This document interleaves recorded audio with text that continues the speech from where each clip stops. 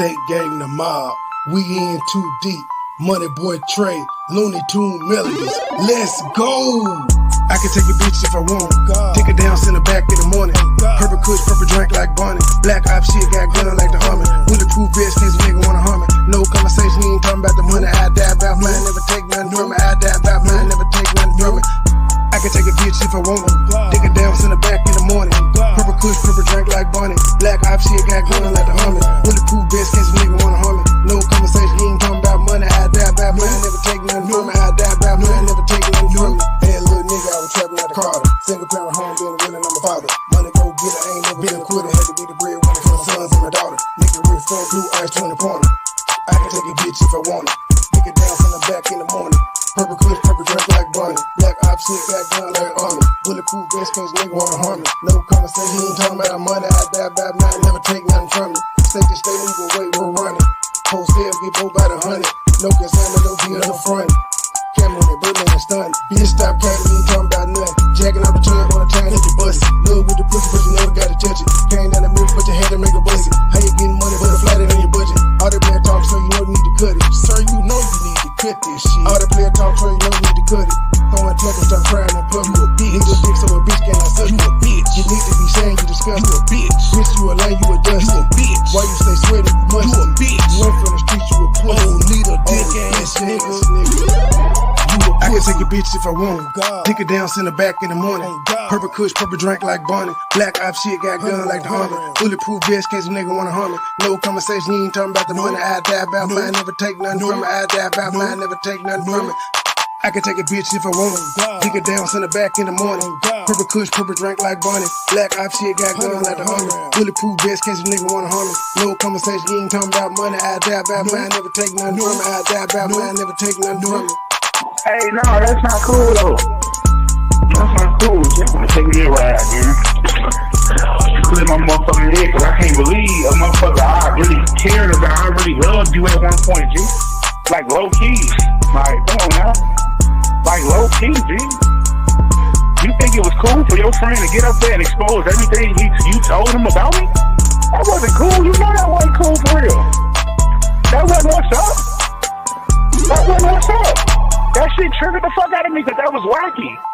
You know it was wacky. Fuck my key at. You know that shit was wacky. Let me take me a drive, G. This shit getting out of hand, G. This shit getting out of hand to fight somebody else fight. Especially about people we talked about their commentary and their style of how they do people. You laying me out. You feed me to the wolves for what? You feed me to the wolves for what? What you feeding me to the wolves for, Shib? For what? For what?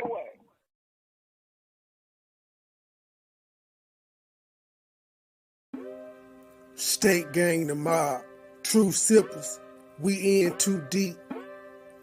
MoneyBoy, MoneyBoy, MoneyBoy trade. MoneyBoy, MoneyBoy, MoneyBoy trade. MoneyBoy, MoneyBoy, MoneyBoy trade. Stay with a bag, I'm cashing them check. 100 round shooters on deck. Little nigga talking, but they not a threat. BB is damaging pants on my neck. Jacking my friend. 4 for 4, pop me an X. I'm saucing, I'm dripping, I'm wet. I'm trending, I'm thinking, I'm fire, I'm hit. Stay with a bag, I'm cashing them check. 100 round shooters on deck. Little nigga talking, but they not a threat. BB is damaging pants on my neck. Jacking my friend. 4 for 4, pop me an X. I'm saucing, I'm dripping, I'm wet. I'm trending, I'm thinking, I'm fire, I'm hit. It's a go 10 and 4, it's a bed. On the ground, about to cook me a jet. Niggas mad when I stun and I flip. With precision, I'm gripping the jet. Burn a brain while I'm gripping the neck. No dealings, I just want some tech. I'm a dog, it's a shame on my mess.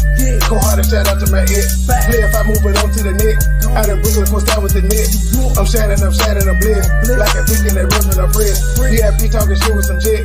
Take it simple when y'all get the mix. High fiving with guys in it. Don't ego, my life is the shit. Stay with a bag, I'm cashing them check. 100 round shooters on deck. Little nigga talking, but they not a threat. BB is damaging bands on my neck. Jacking my friend. 4 for 4, pop me an X. I'm saucing, I'm dripping, I'm wet. I'm trending, I'm thinking, I'm fire, I'm hit. Stay with a bag, I'm cashing them check. 100 round shooters on deck. Little nigga talking, but they not a threat. BB is damaging bands on my neck. Jacking my friend. 4 for 4, pop me an X. I'm saucing, I'm dripping, I'm wet. I'm trending, I'm thinking, I'm fire, I'm hit. I get it, I'm gon' pull off in a hurry. First you track, I said into my stripping. No time to kick it, I'm busy, I'm working. I just suspended, I'm still out here slurping. 30s and green, bitch, that's the lane. Pulling up train, on machine. Infrared beam, carbon 15. MoneyBoy trade, that with no wing. My bottom is red, Robert's the green. Hold on my body, I feel like a dream. Go to one center, course, I watch a game. Real rich and wild, but I'm for the team. Fuck your opinion, that's all that I strain. I was 14 when I had a dream. Dollar sign, go for the green. Pop me a bean. Swaggin', I'm fresh and I'm clean. Feeling like Jordan, I'm wearing Supreme. Rolling up, smoking Supreme. Infrared beam. Carbon 15. Precise like a surgeon, I won't miss a thing. 24/7, I'm flat with no wings. Bitch.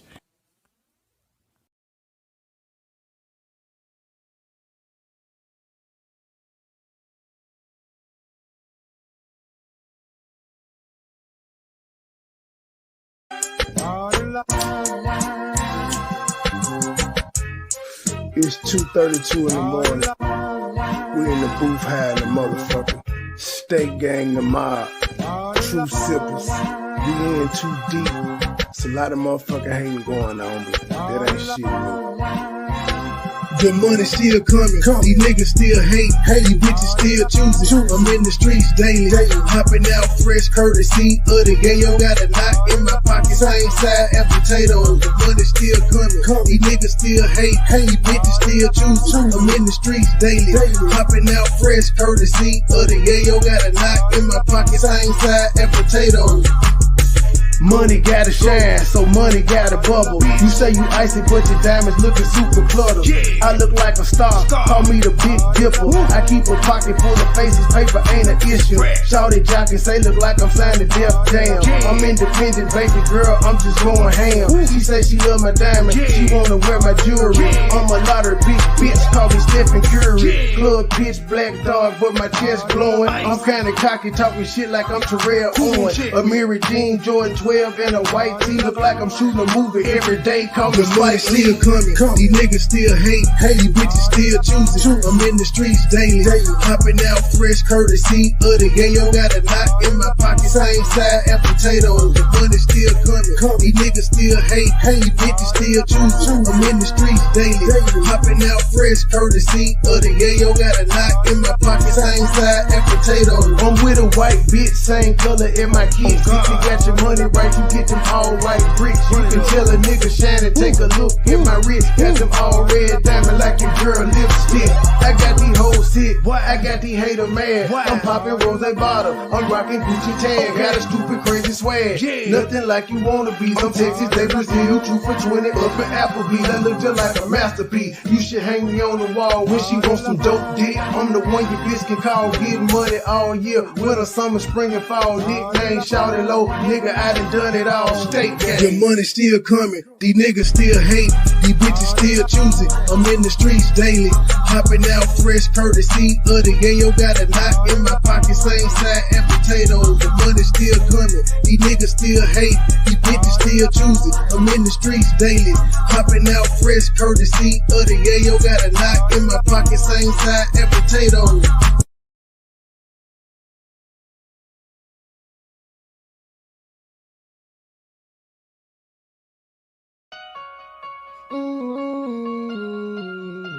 So cold, but I'm so hot. Dope boys. I'm up in the trap, I'm dope boy. With them knives. The game so cold, but I'm so hot. Same old shit, still on the block. Same young nigga came up in the trap, I'm dope boy, fresh with dope boy not. Dope boy fresh with dope boy not. Dope boy fresh with dope boy not. Same young nigga came up in the trap, I'm dope boy, fresh with dope boy not. The game so cold, but I'm so hot. Same old shit, still on the block. Same young nigga came up in the trap, I'm dope boy, fresh with dope boy not.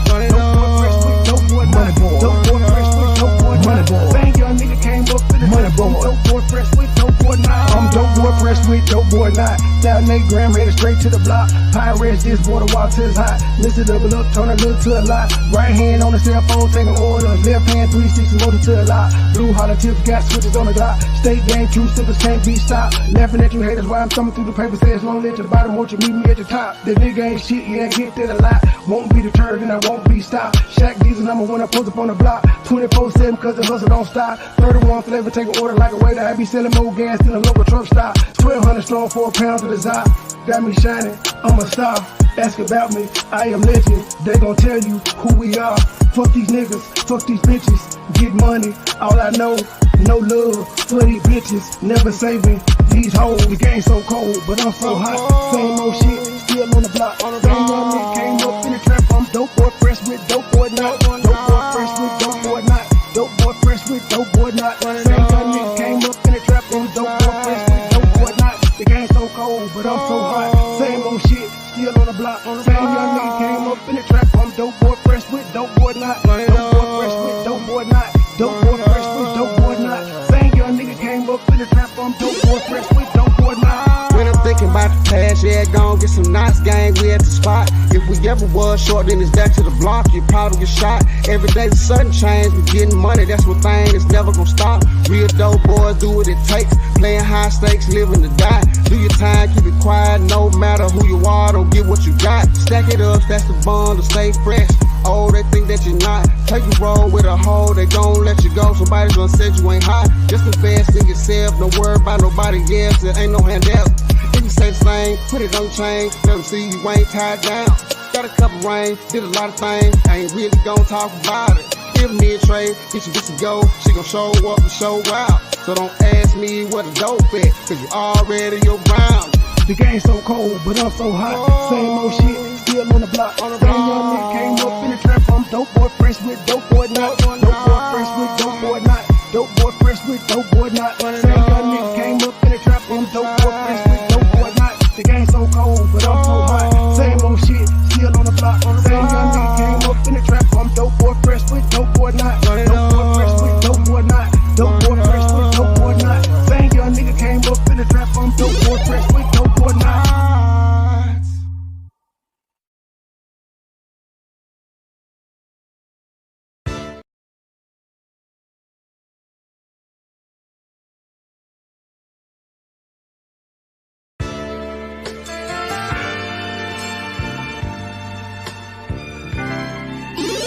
Never been a hoe, I stay on go, so what the business? Nigga talking reckless, shoot his bitch ass with the quickness. Now he bleeding, sorry, baby, asking for forgiveness. Bow, bow, bow, bow, bow, limp biscuit. All my niggas wildin', they done labeled us the misfits. Wake up every morning, 2 or 3, 5 in the tidbit. Oh shit, didn't nobody come to see you old, it's some focus. Shoot 100 shots, no reloaded. Master of the game, you would think I'm into coded. Memphis niggas spit this pippin', mackin' like I'm golden. Ho, with my money, you gon' turn me to the old me.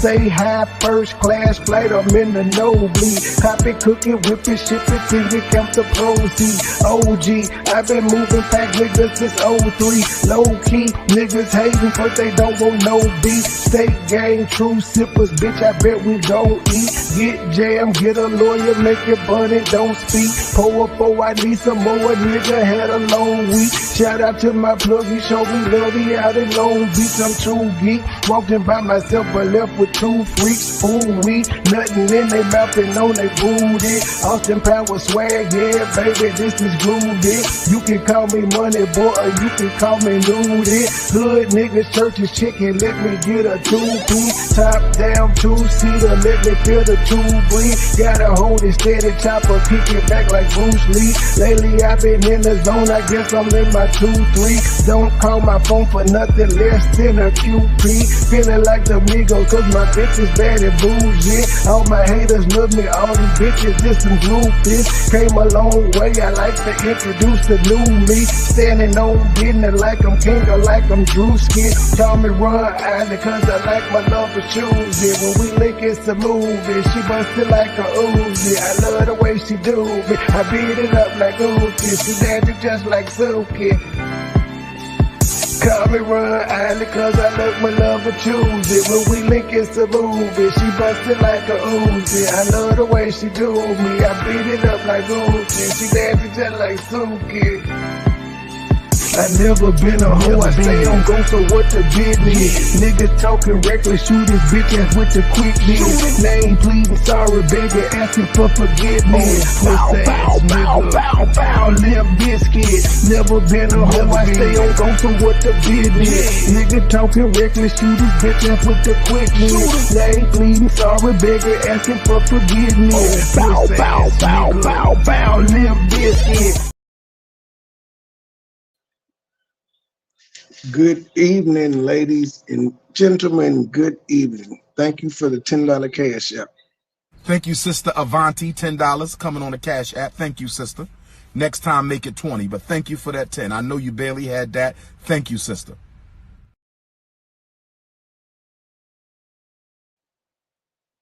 All right. Before we get into Chelsea, I think she whining. Before we get into Chelsea whining and Lil Woody telling his childhood growing up story, we're going to talk about this Trump thing because it's still hot in the news. And apparently Trump is saying he got shot in the ear. We're going to start off with that. We'll play a couple clips from that, and then we're going to get into the main course. Right now, I want to go back to John Carl in Milwaukee. John, you're learning more from Trump himself. From Donald Trump. I'm going to read it to you in its entirety. He says, I want to thank the United States Secret Service and all of law enforcement for their rapid response on the shooting that just took place in Butler, Pennsylvania. Most importantly, I want to extend my condolences to the family of the person at the rally who was killed and also to the family of another person that was badly injured. It is incredible that such an act can take place in our country. Nothing is known. This is Donald Trump saying nothing is known at the time about the shooter who is now dead. And here's key new information in this statement from Donald Trump. Yes, the shooter was shot.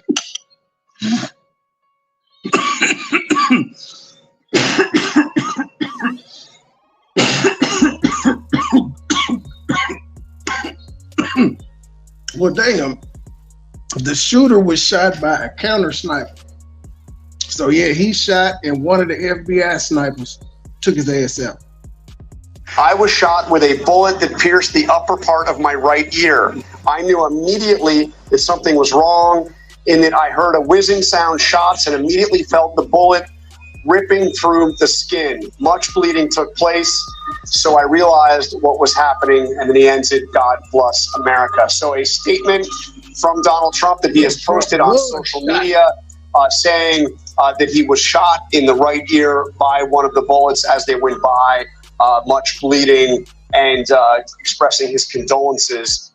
No, I didn't think he got shot neither. I was arguing with people that said he got shot because the FBI and them were saying he was fine. They weren't saying it, but this is a statement Trump released saying he got hit in the ear. But on the initial thing, I didn't know what to find. I saw him reach for his ear. Then I saw him hit the ground shortly after, but yeah, at first you couldn't see the blood until they had all the cameramen and shit up there. I'm like, where the fuck did that come from? To somebody. Definitely wasn't anything serious, though. I didn't see him. We saw how Kennedy head snapped back. The rally, he was killed, another person that was injured. That statement from Donald Trump. And now, John, as you've been with us for hours now, it's the puzzle pieces are starting to come together, at least in terms of the event today and what happened. You know, we don't have the who and the why yet, but we're starting to get the how and how this all played out tonight, because we saw earlier those images of the former president with the blood trickling down the right side of his face. We saw him flinching as he was speaking when the shots first rang out, and then reaching for his right ear, and then now that man is about to win presidency now. Now it's like, what are y'all trying to hide? Y'all trying to kill him? that confirmation from the former president himself. And John, I know that like politics isn't really at the center of the conversation in this moment, but I can't help but just point out that you're standing in Milwaukee, you know, at the headquarters of what is supposed to be the Republican National Convention this week, major events that were supposed to take place. How do you expect that not only the Trump campaign, but the Biden campaign will then respond to all of this? What did the next few days and weeks look like on the campaign trail? I mean, what we're seeing immediately is a pause to the political, to this very heightened stage of this campaign. The Biden campaign has said that they have they've closed off all outbound communication. They're attempting to take down their television advertising across the country right now. We've seen statements come in from across the political spectrum. Former presidents, George W. Bush, Barack Obama, Bill Clinton, the current president, Joe Biden, who we've heard from both in a statement and in a live statement to the country. Y'all can thank that idiot for getting him elected. Condemning what has happened, offering their well wishes, prayers for Donald Trump and for those who were at his rally. We're seeing this from people who are Trump's allies, from those who are adamantly opposed to him. But there's something else we're seeing that I have to say. We're already seeing some very divisive rhetoric in an attempt to politicize what has been roundly condemned by everybody. You have seen some of the president's allies suggest that Joe Biden himself bears responsibility because of the rhetoric that we've seen in this campaign. We saw a statement to that extent coming from J.D. Vance, one of those who's waiting right now to find out if he's going to be Donald Trump's running mate. We've seen a member of Congress say much the same, except directly pinning the blame on President Biden. So for now, across the political spectrum, a pause, universal condemnation, but the early indications are that that's just not going to last very long. It could get ugly very soon. There should be a moment where the country has a wake-up call that the hateful rhetoric that we have seen across the political spectrum is simply dangerous. We know death threats have become a matter of due course for political figures in this campaign. Even before this campaign, there should be a time for people to say it's time to step back, make it clear that violence has absolutely no place in American politics. But I think what you're also going to see is while this campaign is, for the moment, in a state of shock and pause, it's a campaign that seems like it is very well going to come back with a vengeance. And on that point, this is going to be a huge test, no matter how you slice it in this country. Is this going to be a moment of unity at some point? I do want to bring it. This one here is Trump rally spectator dead. Another one in serious condition, says the district attorney. And District Attorney Richard Goldinger from Butler County, Pennsylvania. Richard, thank you so much for your time. We appreciate it. We've been reporting this information that you gave to some of our team here at ABC News about the shooter being dead and at least one bystander, possibly a second, also killed. What more can you tell us about this incident? Well, I'm sorry to be talking to you under these circumstances, but yeah, I can confirm that the shooter is dead. And we have one spectator who did pass away as a result of this incident. The second individual that was removed from the scene is in what I would say serious condition. I don't know their condition at this point, but we do have at least two spectators that sustained injuries, or obviously the first one passed away from the shooter. Forgive me, just to confirm. So the shooter is dead. You noted that. But earlier we reported possibly two spectators were killed. So now you're saying, just to clarify, one was shot and killed. Another one sustained serious injuries. Their condition at this point, unknown? That is correct, yes. Do we know anything about this shooter? At this point, no. Is it a man? I don't even know if it's male or female, to be honest with you. So okay, so we don't know if it was male or female. Was the shooter? Is it believed that the shooter was actually in the venue or fired the shots from outside? He was on a building. I can confirm the shooter was not within the venue. The shooter was on the roof of a building that was adjacent to the venue, and so they would not have had to go through the security process of entering the rally and be subject to the search and everything. Forgive me, I was just getting some information in my ears as you were speaking. So the shooter, not in the venue, on the roof adjacent to the venue. So is it believed then that some of these other shots that we heard witnesses describe, that was law enforcement returning fire? Was it law enforcement who took the shooter out? That I can't confirm. That's a yes? No, I can't confirm that. Okay, so it's not clear how the shooter died.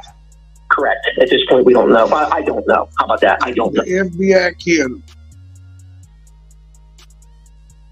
Fair enough. I understand. And forgive me, I know it's a fluid situation and information is coming in piece by piece. Extremely. Yeah. Richard, just your take in general. This is obviously a tragic moment in this country. I mean, not only do we have this act of political violence, we have bystanders, people out there just exercising their right to support a candidate, potentially shot and killed. What are you feeling at this time? I mean, it's terrible. I mean, first of all, I'm embarrassed for my community that this happened here. I am disgusted and sad that somebody actually lost their life as a result of this. And, I mean, unfortunately, it appears to be just almost, I don't want to say a microcosm, but the state of our country, where we are right now and how divided we are. And somebody would resort to something like this. This is going to bring up the question. Well, I don't know the motives, but potentially affect a presidential election. And it's really sad. I mean, we need to, I agree with President Biden. We need to come together. We need to unite because of this. And I hope that maybe, something bad like this happening, good can come of it after the fact. Yes, let's all hope that that could be the case, and perhaps this country could have a moment of unity in what has been a very divisive time, and only getting painful by the minute here as we get more details about what happened. I do want to ask you about the bystanders. Do we know any information about them, where they were seated during this event? I don't have that information at this point. I'm going to guess that they were probably seated behind President Trump, based on the whole thing. But I don't know. I shouldn't speculate. Understood. Again, Richard Goldinger, we truly appreciate you taking the time this evening, and we're wishing the very best. Our hearts go out to you and your entire community as you try to build back from this tragedy. Thank you again. So let's go back to Aaron Katursky, our senior investigative correspondent. Aaron, you're getting more information. Trump rally shooter used AR-15 style rifle, says the fuzz. Tales about the shooting itself. Secret Service just a moment ago put out a statement saying that during the Trump campaign rally in Butler, Pennsylvania, at approximately 6:15 p.m. Eastern Time, a suspected shooter fired multiple shots toward the stage from an elevated position outside of the rally venue. The Secret Service personnel neutralized the shooter, who is now deceased. The Secret Service, the statement says, quickly responded with protective measures. Damn, he fired several of them at the stage, and he sucks. And former President Trump is safe. One spectator was killed, 2 spectators were critically injured, and the incident is under investigation. That's an official statement from the U.S. Secret Service.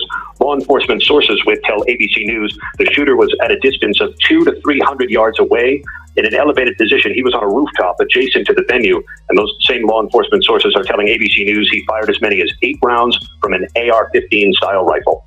And Aaron, this information that you bring us also lines up with what we've been hearing from witnesses. Many of those who were fleeing the venue itself, talking about a separate location, a rooftop that was then taped off with caution tape. The law enforcement dogs were searching the area. So again, as we've been on the air now for a number of hours, it's sort of this drip, drip, drip of information. But I wanted to pick up, Aaron, with a question that I was thinking about when Rick Klein was talking there from Milwaukee. Because even though, and you know this, because you've done so much reporting about the heightened threat level across this country and the warnings that law enforcement have had about the threat of political violence. In this situation where they're treating it as a potential assassination attempt, law enforcement across the country must just be scrambling to sort of change their protocols and procedures to try to deal with any sort of massive event, especially as it pertains to any political venue. Well, the political venues are usually come upon quite quickly. The campaigns will choose them. The Secret Service will do some kind of a security assessment and do what they think they need to do to keep the protectee, in this case, former President Trump, safe. Now, they undoubtedly would have accounted for nearby rooftops. We'll wait to see whether this individual, this shooter who is now dead, was in position beforehand, or whether may have tried to access the rooftop while in full view of others, and how police and the Secret Service may have reacted to that. But this is certainly going to have an impact on how police and the Secret Service go about securing these venues in the future, especially at a time when the threat environment in the country is so complicated, all the more so by the rather heated political environment we're in now, just months before the next presidential election. And Aaron, another thing that you've reported on in the past, and I think it's worth noting here, because we don't know the motive behind this attack. We don't know who this shooter was.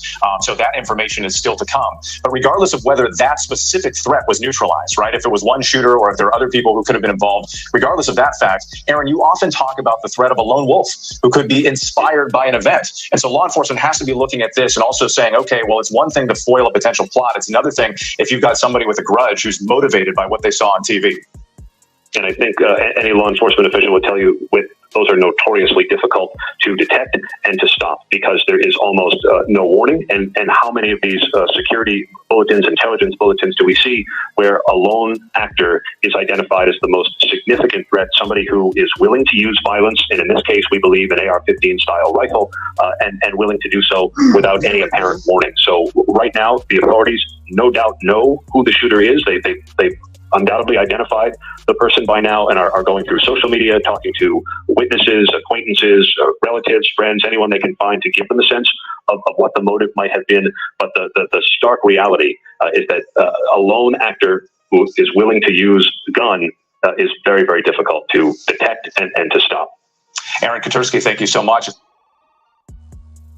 Rachel's the last one on this one. Here's a witness who saw spectator hit in the head by gunfire. Is back with us now. Rachel, you've been here since the beginning tonight. We were talking to each other during World News as the rally was just getting underway, and you've been getting these horrific stories from witnesses, and you're with another one tonight. Yeah, we're with another group of witnesses that saw what happened. I will tell you, hours ago, this area right here was filled with Trump supporters eager, waiting to go inside of that rally. Right now, tonight, this is an area where Trump supporters are gathering. They're left with shock about what happened. Tell me what you saw inside.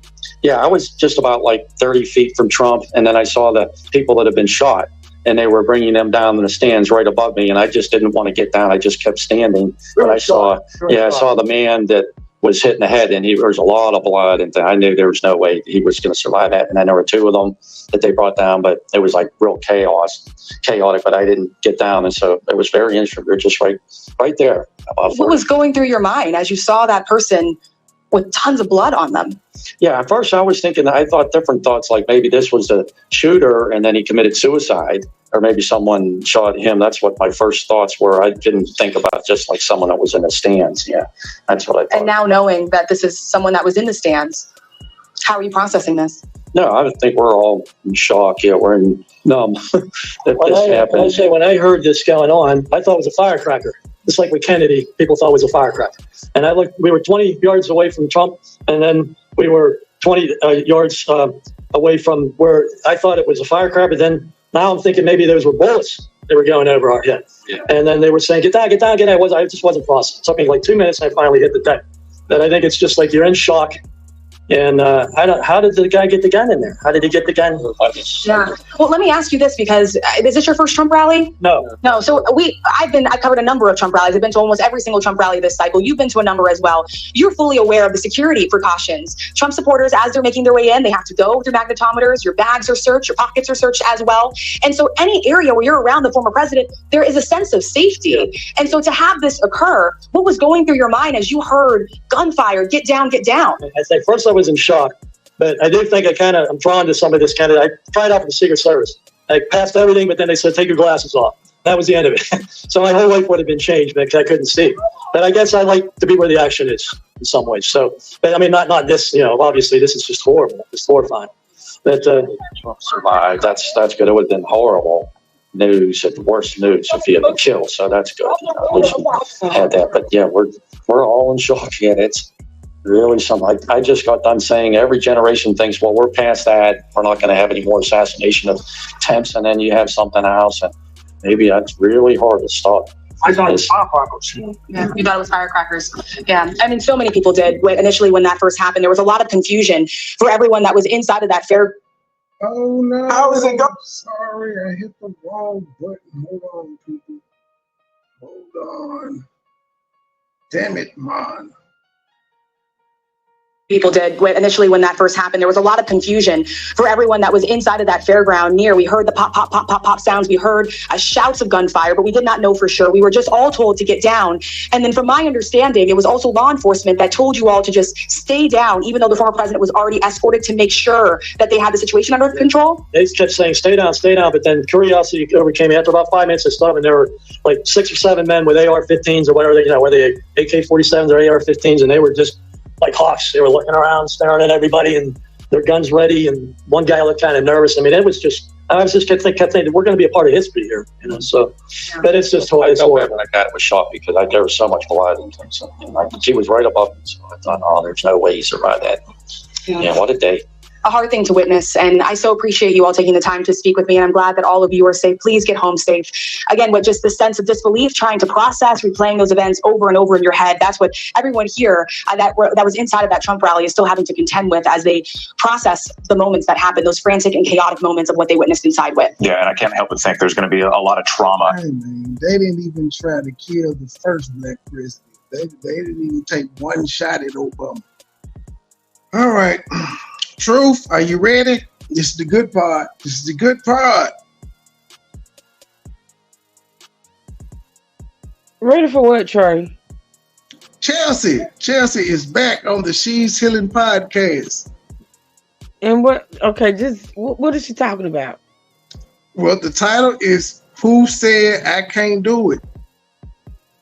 Oh, I don't know what she's talking about, but she got 538 views in 4 hours. So, okay. I can't talk about nobody, but I can. They superstars.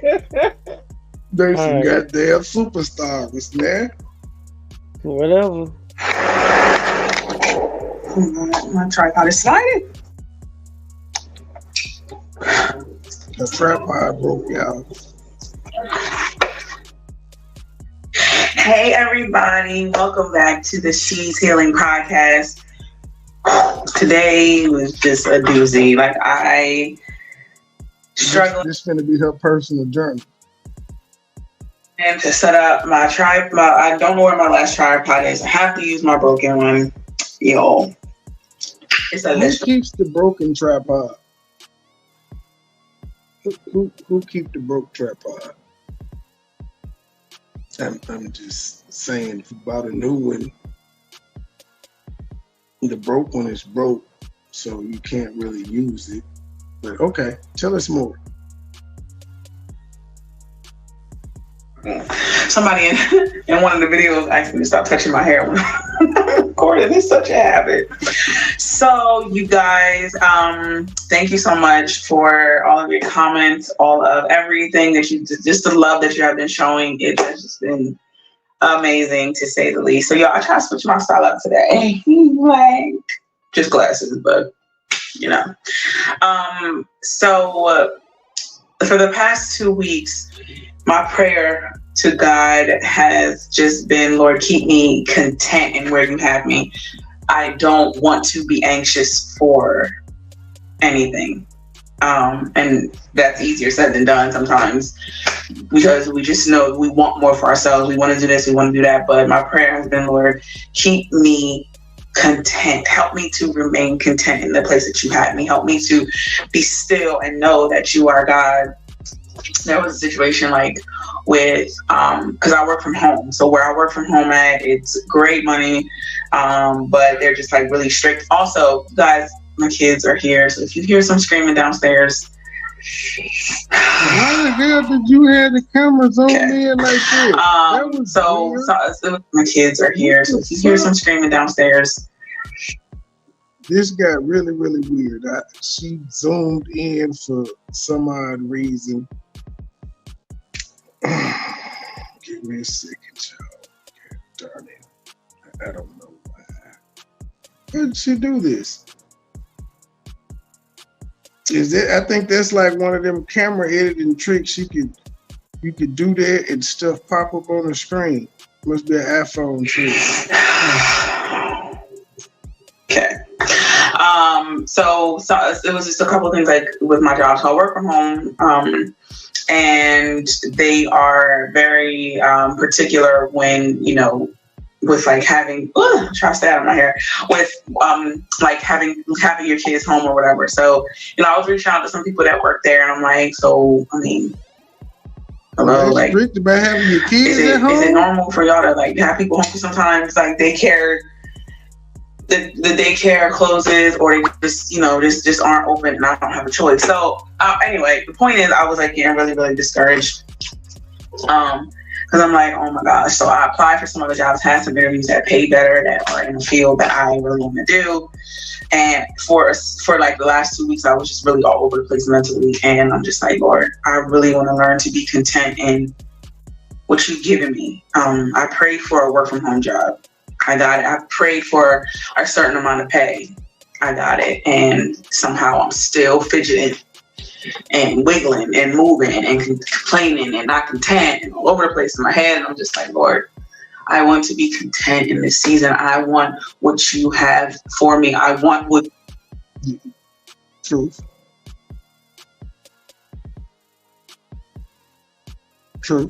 What is that? She was talking to the camera and she put her hand up talking about the kids was there and it zoomed in to her like that. Why look like she got a mustache? And what is them glasses? What is this? Cause she does. That's her switching up her style. She said she was putting the glasses on. But she does have a mustache, I'm saying. If we wouldn't have known this had she not zoomed in. It zoomed in and it stayed there for about 5 seconds. She got a mustache.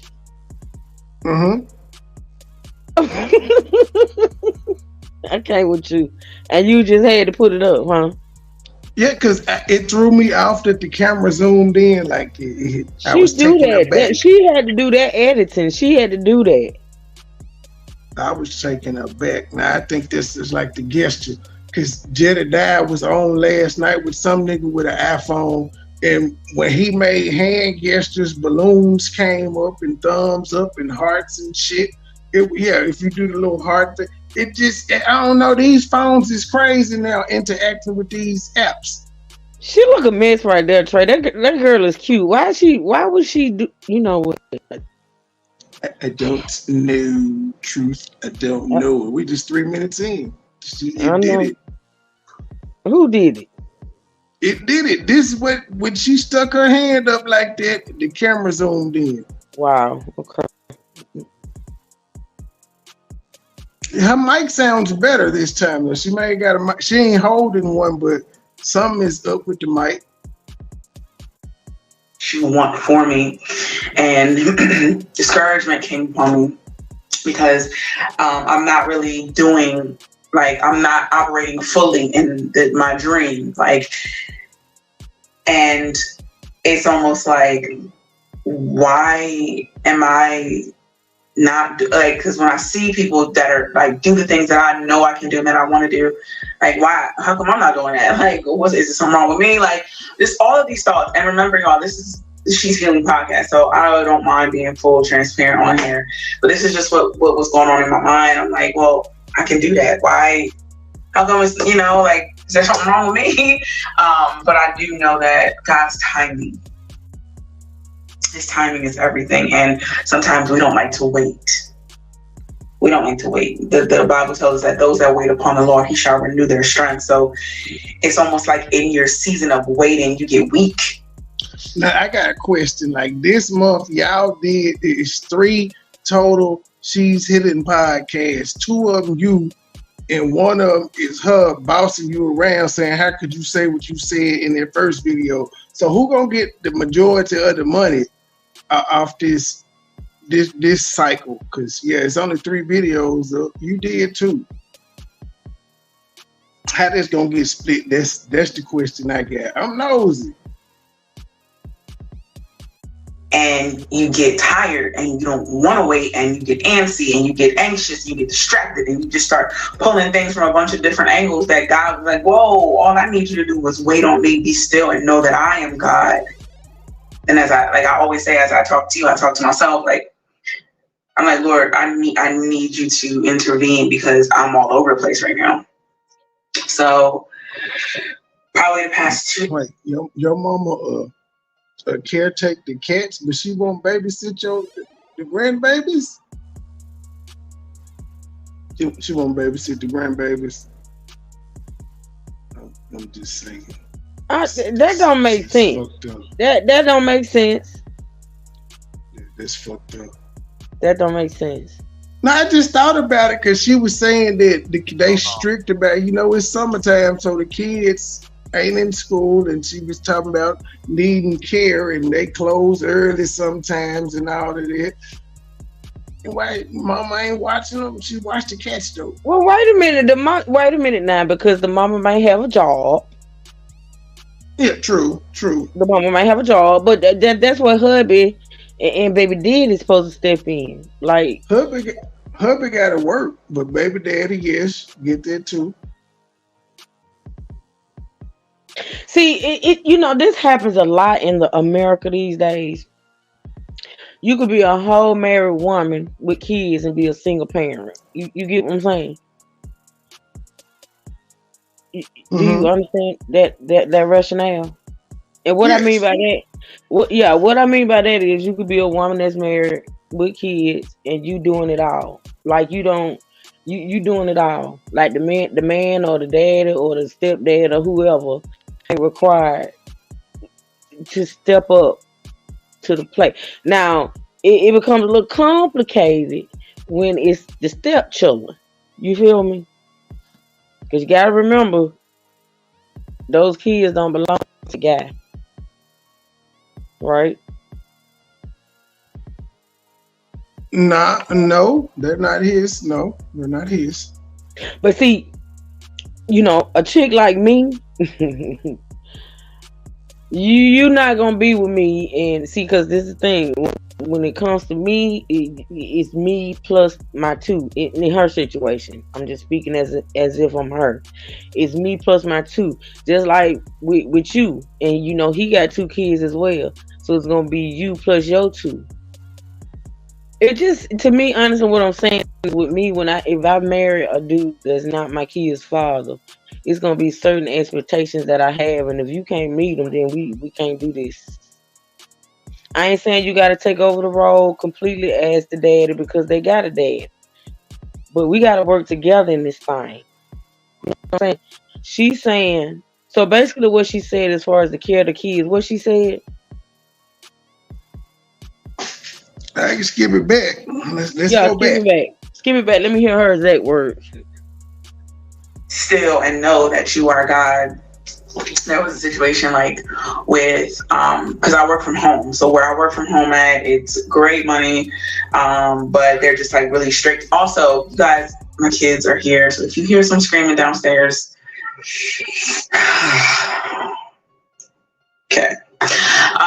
So it was just a couple of things like with my job. So I work from home, and they are very particular when with like having try to stay out of my hair with like having your kids home or whatever. So I was reaching out to some people that work there, and I'm like, so I mean, hello, like, is it normal for y'all to like have people home? Because sometimes like daycare, the daycare closes, or they just just aren't open, and I don't have a choice. So anyway, the point is, I was like getting really, really discouraged. The daycares are closed, or sometimes they're not open, and she doesn't have a choice but to have her kids at home. Well, I get it, but see, the thing about it is, like with her, we could tell. Well, I ain't gonna. But this just happened though. Summer just hit for the school kids to be out of school. Well, I don't think her kids are in like public. I don't think her kids go to regular school. I think those kids are still babies like that. I thought her kids. Yeah, I don't know how old her kids are. I actually don't know the ages. If one of them is old enough to go to regular school, that just started, because her kids are still selves, and they're not that old. Like, they're not that old. Okay. Yeah. It's a bitch. Because I'm like, oh my gosh. So I applied for some other jobs, had some interviews that pay better, that are in the field that I really want to do. And for like the last 2 weeks, I was just really all over the place mentally. And I'm just like, Lord, I really want to learn to be content in what you've given me. I prayed for a work from home job. I got it. I prayed for a certain amount of pay. I got it. And somehow I'm still fidgeting and wiggling and moving and complaining and not content and all over the place in my head. And I'm just like, Lord, I want to be content in this season. I want what you have for me. I want what you want for me. And discouragement came upon me because I'm not really doing, like, I'm not operating fully in my dream. Like, and it's almost like, why am I not do, like, because when I see people that are like do the things that I know I can do and that I want to do, like, why? How come I'm not doing that? Like, is there something wrong with me? Like, just all of these thoughts. And remember, y'all, this is the She's Healing podcast, so I really don't mind being full transparent on here. But this is just what was going on in my mind. I'm like, well, I can do that. Why? How come it's, like, is there something wrong with me? But I do know that God's timing. His timing is everything, and sometimes we don't like to wait. We don't like to wait. The Bible tells us that those that wait upon the Lord, He shall renew their strength. So it's almost like in your season of waiting, you get weak and you get tired and you don't want to wait and you get antsy and you get anxious, you get distracted and you just start pulling things from a bunch of different angles that God was like, whoa, all I need you to do was wait on me, be still, and know that At that point. things from a bunch of different angles that God was like, whoa, all I need you to do was wait on me, be still, and know that I am God. And as I always say, I talk to you, I talk to myself, like, I'm like, Lord, I need you to intervene because I'm all over the place right now. So probably the past 2 days, He's really just been dealing with my heart on things as far as just focusing on Him and knowing that He is good and that He has something planned for me. He has something planned for you. But I want to talk about this book. So this book is called The Jesus Code, 52 Scriptures, 52 Scripture Questions Every Believer Should Answer. And it's by, is that O.S. Hawkins? O.J. Hawkins? I don't know if you can really see that, but this book has been like, it's so cute and it's so little. Like, you don't know who wrote it? It has just been my bread for the past few weeks. Like, I just really been diving in, and then the scriptures in here, obviously I put them and look for them in my Bible if I wanted to go further. But this one specifically, I really wanted to share with y'all. It talks about discouragement. So the question's right here. So it says, if the Lord is with us, why then has all of this happened to us? And that is Judges 6:13.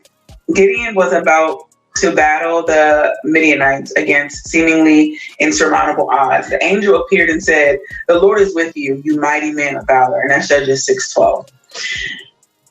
And then it says, to which Gideon immediately replied, really? If that's true, then why is all of this happening? How many of y'all can relate? Like, you like, all right, God, you with me, then why am I going through all this? Like, if you for me, if you with me, why am I dealing with all of this? In times of discouragement, it is not unusual for some well-meaning angel to come along and say the same thing to us, the Lord is with you. But you just lost your job, your husband left, your wayward teenager is in trouble, you are sick, and your body is racked with pain. When any of that happens, we might not say it out loud, but we are prone to echo Gideon. If the Lord is with me, then why is all this happening? We don't have to look very far to find broken hearts, broken homes, broken hopes. Bills can't be paid, relationships are slipping away, businesses not going as well, single moms are trying to hold their families together. There are a lot of us asking Gideon's question today. Centuries after Gideon, I feel like a story time. Centuries after Gideon's time with Apostle Paul not only encountered the reality behind this question, but he answered it for us in this letter to the Corinthians. Listen to Paul's situation. We were burdened beyond measure, above strength, so that we despaired even of life. Yes, we had the sentence of death in ourselves, that we should not trust in ourselves, but God who delivered us, in whom we trust, that still deliver us. But thanks make glad. Let me start over. Yes, we had the sentence of death in ourselves, that we should not trust in ourselves, but in God who delivered us, in whom we trust, that He will still deliver us. I think I was more entertained watching them getting Raising Cane's and having a 2-minute picnic. I think I was. Also helping together in prayer for us, that thanks may be given by many persons on our behalf. That's 2 Corinthians 1:8-11. So it says discouragement that leads us to ask why is a modern day plague. It is a paralyzing effect when we let it become our home and we settle into it. But once we acknowledge and face discouragement's cause, we can move out of the discouragement and move into Paul's answers to Gideon's aid question. And here it says, discouragement can leave the strongest of the individuals unable to take one more step. So, in certain areas, I know that it's easy to become discouraged when you may not be living the dream or doing the thing that you are really called to do, or not, it seems like nothing is moving. It's easy to become discouraged at your situation. It's easy to become discouraged at things just not moving how you want them to move. But knowing that God is who God is, and he is as persistent and consistent, and there is nothing new under the sun, and he loves us, and he has nothing but good things for us, man, it blows my mind. So it says an analysis here. Most of us, it says, look for the cause. Why does God allow such a degree of discouragement that leads us to ask questions like Gideon's? Paul indicated it is often to break us down. Why? In order to build us up. Paul revealed that his discouragement actually happened in order that we should not trust in ourselves, but trust in God. So when you get to a place where you're just so discouraged and you're not content and you're all over the place, you're not trusting in God. You then begin to trust in yourselves, but you have weaknesses. You're not perfect. You're not God. You didn't create yourself. You then begin to go. You're all over the place in your mental, and I can relate to that more than anything. So it says most of us have been there. Some little victory comes our way and we begin taking some of the credit and trusting in ourselves. Our Bibles remain closed in the morning. Prayer is pushed aside in the busyness of the day. Then something happens that makes us realize once again that we should trust in ourselves. We should not trust in ourselves, but we should trust in the Lord. A few chapters later in the same letter, Paul framed this truth by saying, I take pleasure in infirmities, in reproaches, in needs, and in persecution, and in distress for Christ's sake. For when I am weak, then I am strong. You know how the Bible talks about his 2 Corinthians 12:9. His grace is sufficient. His strength is made perfect in our weakness. That is probably my favorite scripture because of the times that I get so weak in my flesh. I'm just like, why am I alive? Like, what is really going on here? And then in that moment, it's like, I want to get into the habit of giving my weaknesses over to God, because he literally said that where I am weak, he is strong. Remember, the most reoccurring phrase in all the Bible, appearing on nearly every page, is this, and it. I hope you got a point to all of this. I hope you got a point. I'm rocking with you, but you could have saved this. You could have just posted this shit on your community wall description. Came to pass. Discouraged.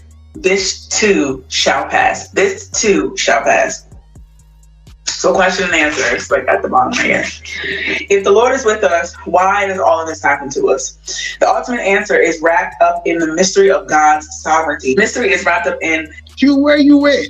Where Goodwill? How he doing? Is he still eating pepper soup? Let us know what's going on. God's sovereign, all-loving, and all-perfect will. He has numbered the hairs on our head. She broke their man's immune system. She probably poisoned him. Goodwill, you better stop letting her cook your food. And he sees the sparrow when it falls. How much more does he care for you who are tempted to give out, give in, or worse, give up? He is with you.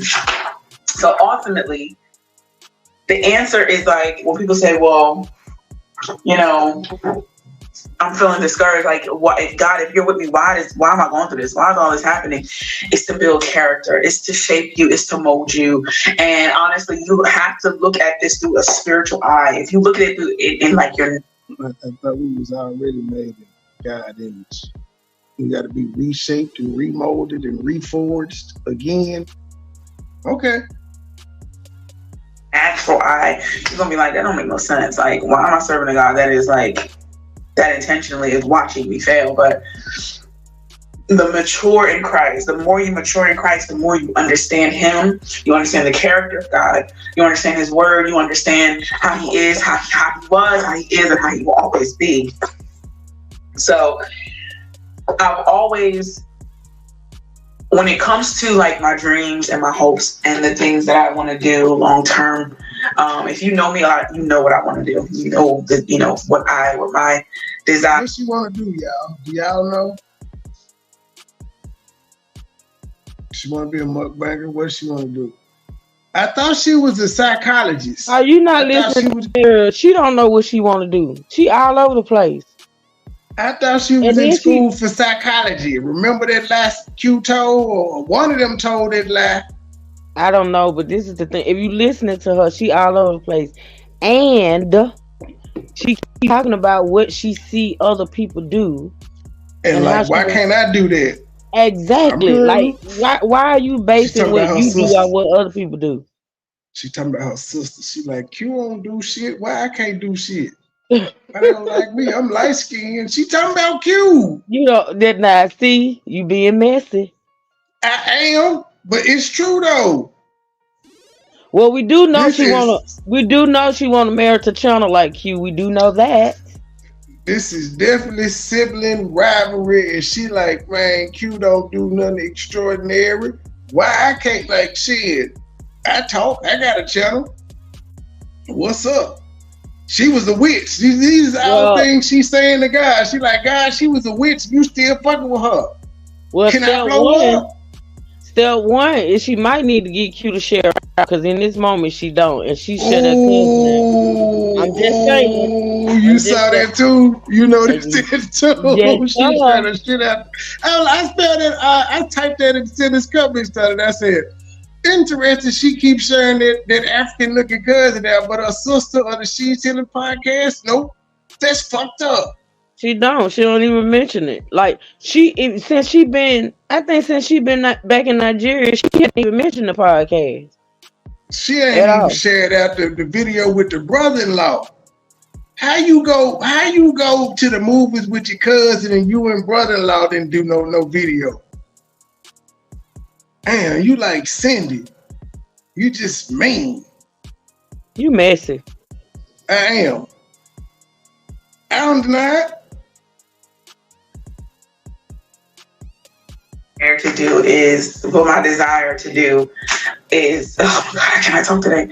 You know what my dream is, and honestly it has been in a place where I'm just like, Lord, if this does not happen for me, I'm still gonna love you, I'm still gonna praise you, I'm still gonna bless you, I'm still gonna love you, I'm still gonna live for you.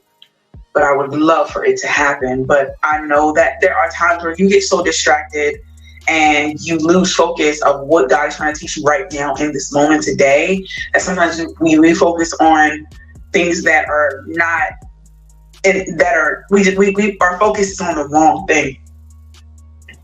And sometimes when your focus is on the wrong thing, that can lead to discouragement. That can lead to, you just being anxious and antsy. And then that'll lead to you questioning, well, maybe I'm not even supposed to be doing X, Y, Z. And I honestly want to encourage someone who may be watching this video, like, who told you that you couldn't achieve that dream? Who told you that you weren't capable? Who told you that you're not able to do it? Who told you these things?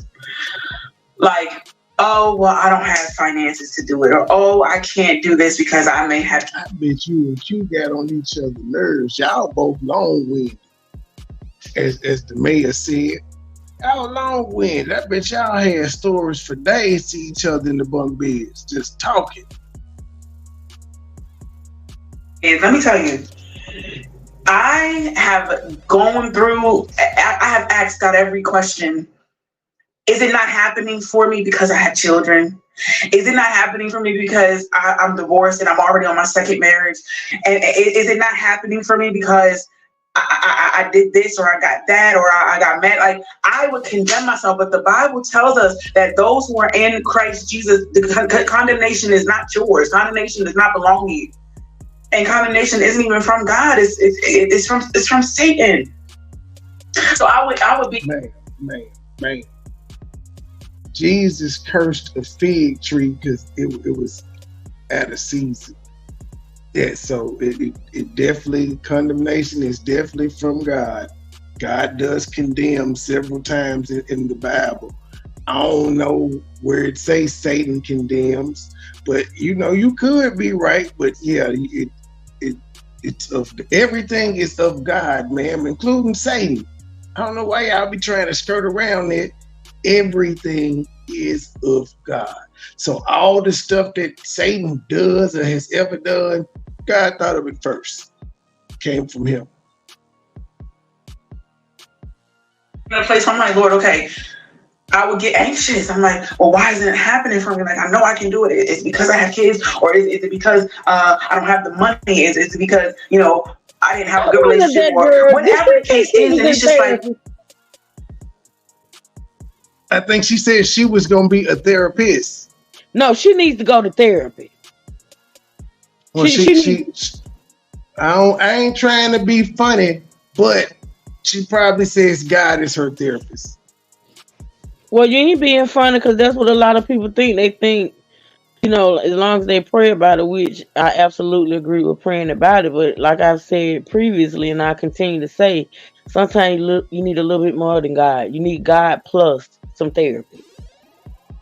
God put therapists here for a reason. That girl I don't understand. See, she's still, and she don't even realize it, but she's still in that people pleasing mode. She don't even realize it though. No, I think this one is back to her comparing her life to other people and saying, why am I like this because of this? I mean, the girl is literally sitting there saying, I ain't got this, or I can't do this because I got kids and da-da-da-da. Girl, stop it. She's talking about work. She's talking about the particular job. She says she liked that job and they strict about kids being. Girl, just say you want to. Just say you want to come up on YouTube like your sister. Just say you want. She's Healing Podcast, pay enough money where you don't have to work, or your channel with Goofy over there comes up so you don't have to work. This goes back to her wanting to be like you. Okay. Yeah, she won't go viral. Well, I'm gonna help you, Chelsea. You keep pumping out the content. I'm gonna keep reviewing it. We got a working relationship. I had one with your sister until she lied to me and didn't eat the lobster tail. So I don't even really just fuck with her like that. I don't. She hadn't dropped nothing in a couple of days, huh? Nope. That's why I said, are you okay, Q? Is the Wi-Fi all right? Is Goodwill better? I think she putting something in his food, though. I'm just saying. That's no, you don't. I said she put something. That man was in perfect health. Shit, they was boasting and bragging. He out at the gym. We got to get up and do it. Then next thing you know, he just sick. Oh, he was getting pampered and shit. Then he got sick. Yeah, because his immune system with that pampering. Whatever that was, she was rubbing his feet with. Yeah, she got him. She weakened his immune system. You better watch it, Good Willie. She trying to take your royal possessions. Not royal possessions. Where they at? That grill they got back there in the backyard? He's the king. He is the king, the river's king. Oh, what she gonna get, the river? She gonna get his inheritance. What whatever the land is, she gonna become the sole queen like Queen Elizabeth. Let it go, Trey. Let it go.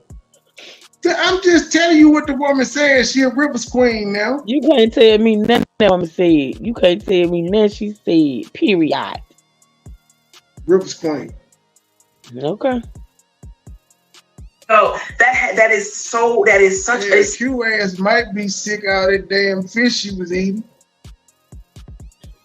And see, that's another lie she told. That's another lie she told. She supposed to been did what, 7 days of fish? What, we got 4? That girl don't never finish nothing. She don't never finish. If we get 4, we got catfish, Titus fish. You got catfish. You got catfish. Then you got croaker, and then you got catfish, croaker, and then the I mackerel. think we just had 3. I think That's it was 3. just 3. Yeah. Wow. Up here, if we allow this brain mind of ours to overtake us. Meanwhile, God looking like, I said none of that. That it has nothing to do with me. You know, like the dreams and the goals that I have, it's like all I need is a chance. And all I need is, what you need to learn how to do, and this is real shit, you need to learn how to meditate and learn how to block out negative thoughts. Every time you have a negative thought, counter it with the positive thought. It works. You can reprogram your psyche, your brain, your movements, all of that good stuff. you know, once my time comes, oh, I'm changing the world. But sometimes it's hard to be still. And it's hard to be content, and it's hard to know that God is working behind the scenes because I can't trace him. I don't know what he's doing. And sometimes I want to have my hands in everything, and I want to know, like, okay. Like, share, subscribe, comment, get the Cash App, get the PayPal, join the membership, buy an album. What's next? What are you doing? Da-da-da-da-da-da. You know, it's funny because back in like the Bible days, God said one word, and that was it. And they had to rely on that one word and stick it out and know that God said, he said what he said. But us today, child, we need confirmation. We need a word from the Lord. We need we need prophecies left and right. We get on social media. We get on Facebook. We need a word. We need a word. We need a word. We need a word. We need a word. When he sent his Holy Spirit, I said what I said. I said that I got you. I said that I have good for you. I said to trust in me and lean not upon your own understanding, because the moment we start leaning upon ourselves, we get in a place where we like, and that's why he said, lean not unto your own understanding, but trust me, acknowledge me in all that you do and say. So I get to the place where I'm like, all right, Lord, I know that I'm capable. I know that I can do this. I know that I'm gifted. I know that if I get a chance, I will change the world with you, of course, like wrapped up. She talking about this YouTube. We're going viral on something. And that's why he said, lean not unto your own understanding, but trust me, acknowledge me in all that you do and say. So I get to the place where I'm like, all right, Lord, I know that I'm capable. I know that I can do this. I know that I'm gifted. I know that if I get a chance, I will change the world with you, of course, like wrapped up in Jesus, all of that. I will change the world, but God, I just need a chance. What is going on? And then sometimes in my mind, I'm like, Lord, like, and you know, I saw the movie Inside Out too, and I can relate so much to anxiety, like, because that is real. Inside Out too, that's the movie that Q went to see with the cousin.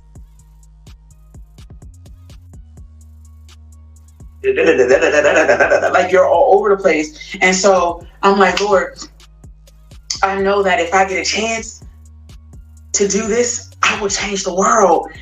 I just want a chance, but it seems like it's not happening fast enough. This is like good, but then God sits me down and says, be still and know that I know what's best for you. I can see things that you can't see. I know the hearts of man concerning whatever it is that you want to. I see all. Be still. If you have toddlers, if you have a child. But ain't faith without works dead though? And they're immature in their mind and they're running all over the place and and you see a candle sitting over there on the table that's lit or whatever, and you see the child running towards that candle. You say, hey, no, sit down. And they're sad because it seems like you just rain on their parade, but you see what they don't. You see what they don't see. Let me say this. God sees what we don't see. And because we don't see it, we get anxious, we get antsy, we get itchy, we all over the place. It took you a long time to get to that point. I feel like you could have cut 15 minutes of this out. But you could have started off with, God sees all. He sees what you can't. And then you could have went into your pontification.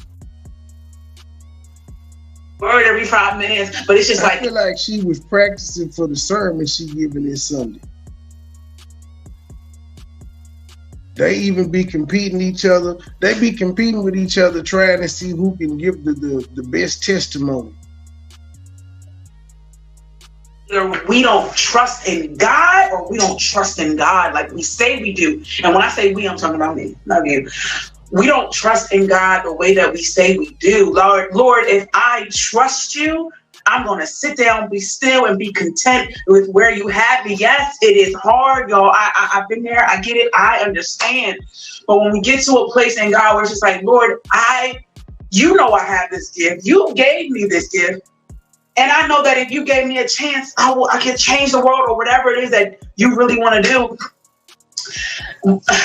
Disappointment is nothing but a distraction. It's like what I really, really want to do in this life and what I really want to do for the world. It's like, oh, I know that I can do it if I just had a chance. Or what's taking so long? And it's just like, you either trust God or you don't. Because if you trust him, you're going to be quiet. You're going to sit still and you're just going to say, Lord, and I will be content in every circumstance. Jireh, you are enough. You are enough. God is enough. He is enough.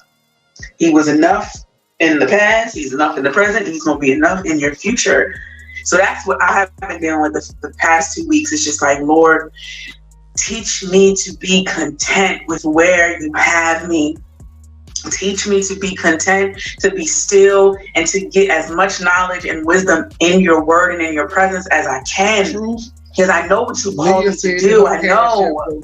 But I'm not going to be anxious about anything. I'm not going to do not be anxious about anything, but pray about everything. Pray about what it is that you want to do. Pray about it, about your situation, whether it's your marriage, your children, your finances, your job, your boss, whomever. Pray about it. Don't be anxious, because when we get anxious, I feel like anxiety is you taking the situation out of God's hands and thinking that you can do it for yourself. And then you're like, okay, maybe I can do this. Let me get that back over to you. God, I was just playing. No. Got to get to a place where we are just really, really trusting in the Lord and just knowing that no matter what, he has you. Oh, God, I don't see it because my bank account don't say it. And oh, God, I don't see it because my car is falling apart. And oh, God, you don't have me. You don't have me. He has you. He has you. He has you in the palm of his hand, and he has never let you go. And I think that for me, as a believer and a follower of Jesus, we gotta be still and we gotta know that he is God. Nothing goes unnoticed. Nothing goes, come on. And I know that I will be content in every circumstance because God is enough. His sovereignty is enough. He's all I need. He's all we need. I bet you don't know what sovereignty means. This life doesn't promise us anything but death and destruction. That's the only two things it promises. So God, we just thank you in this moment, Lord. I pray for every anxious mind, Lord, that's watching this. I pray for every... Well, I guess she ended it with the prayer. Let's see. And to keep going. Thank you for everybody that's going through. In the name of Jesus, right now you should get my jewelry, okay? Before you get, I'm working on getting a microphone, and I'm working on. Oh man! In the name of Jesus, listen, you guys. Thank you so much for sticking with the podcast. Yeah, man. I ain't trying to be funny again, but Jesus ain't sent you no microphone, G. Thing is, what is the microphones that they said that they ordered right before Q-Gift? Do you remember that? The microphones were ordered. Jesus repossessed them, I guess. The microphones were ordered and the studio was booked. Come on now. Come on. Jesus repossessed the microphone, so now she's working on getting some on her own. He ain't moving fast enough. These last words you said just invalidated your whole life. I'm working on getting a microphone, and I'm working on doing a little razzle dazzle to my office. Right now, you should get my jewelry, okay? Before you get. But yes, thank you so much. I just pray that you guys be encouraged. Sometimes when I'm expressing myself, when I'm talking, I know that I can be like a little all over the place. But if you know, you know. If you get me, you get me. We friends, and we on FaceTime, so don't judge me. Okay. I love you guys so much. Thank you so much for watching. I hope you enjoy the rest of your day, night, evening, morning, whatever you're watching this. Don't forget to like, comment, and subscribe. And I'll see you in the next video. Bye. All right. How is it going? Now Woody popped up at the damn lead attorney. Can you hear me okay? Yeah, I can. Awesome, awesome. Well, thank you so much for coming up. First of all, let everybody know what your Instagram is, what your YouTube is, what your Cash App is. I don't know if you can write your Cash App in the chat, or if you can say it and one of the moms will write it in there for you. Where can people find you and support you? My Instagram is Woody vs. Woody. Woody vs. WOODY. Okay. My YouTube is Lil Woody 372. 372 on the numbers. It don't mean nothing else. Okay. My Cash App is 2FBROCK. Okay, I'm gonna write that down. Let me write that down and pin it if y'all want to support Lil Woody's Cash App. All right, say it again for me, brother. $2 F BROCK. BROCK. 2FBROCK? Yes. Okay, that's Lil Woody's Cash App. If y'all want to support him, I'm gonna pin it to the top. He's just a black man like all of us trying to make a way, man. So thank you so much for that. Now, again, I don't know if you heard, bruh. You cannot classify, bruh. All right, then. But I announced to everybody that we are going to stay away from any questions about the case. Just kind of try to figure out kind of who you are as a man. And maybe after your portion of the testimony is over and you're free to talk about whatever you want, maybe you'll come back at some later point. But as of right now, we're just going to focus on more of the general aspects. Right now, where are you from? Are you from here? Are you from Atlanta? No, I'm from Mechanicsville. You from? Okay. Well, all right. You're exactly right. Mechanicsville, but that's part of Georgia, right? I think so. What the fuck? You don't know if you're from Georgia? Wait a damn minute. Fuck the lead attorney. Fuck the lead attorney for saying this part of Georgia. Nigga, Mechanicsville, Georgia is a place. You've heard it in songs. Sir, you're working in Atlanta as a fucking attorney, a lead attorney. You ain't never had no Mechanicsville clients in Woody.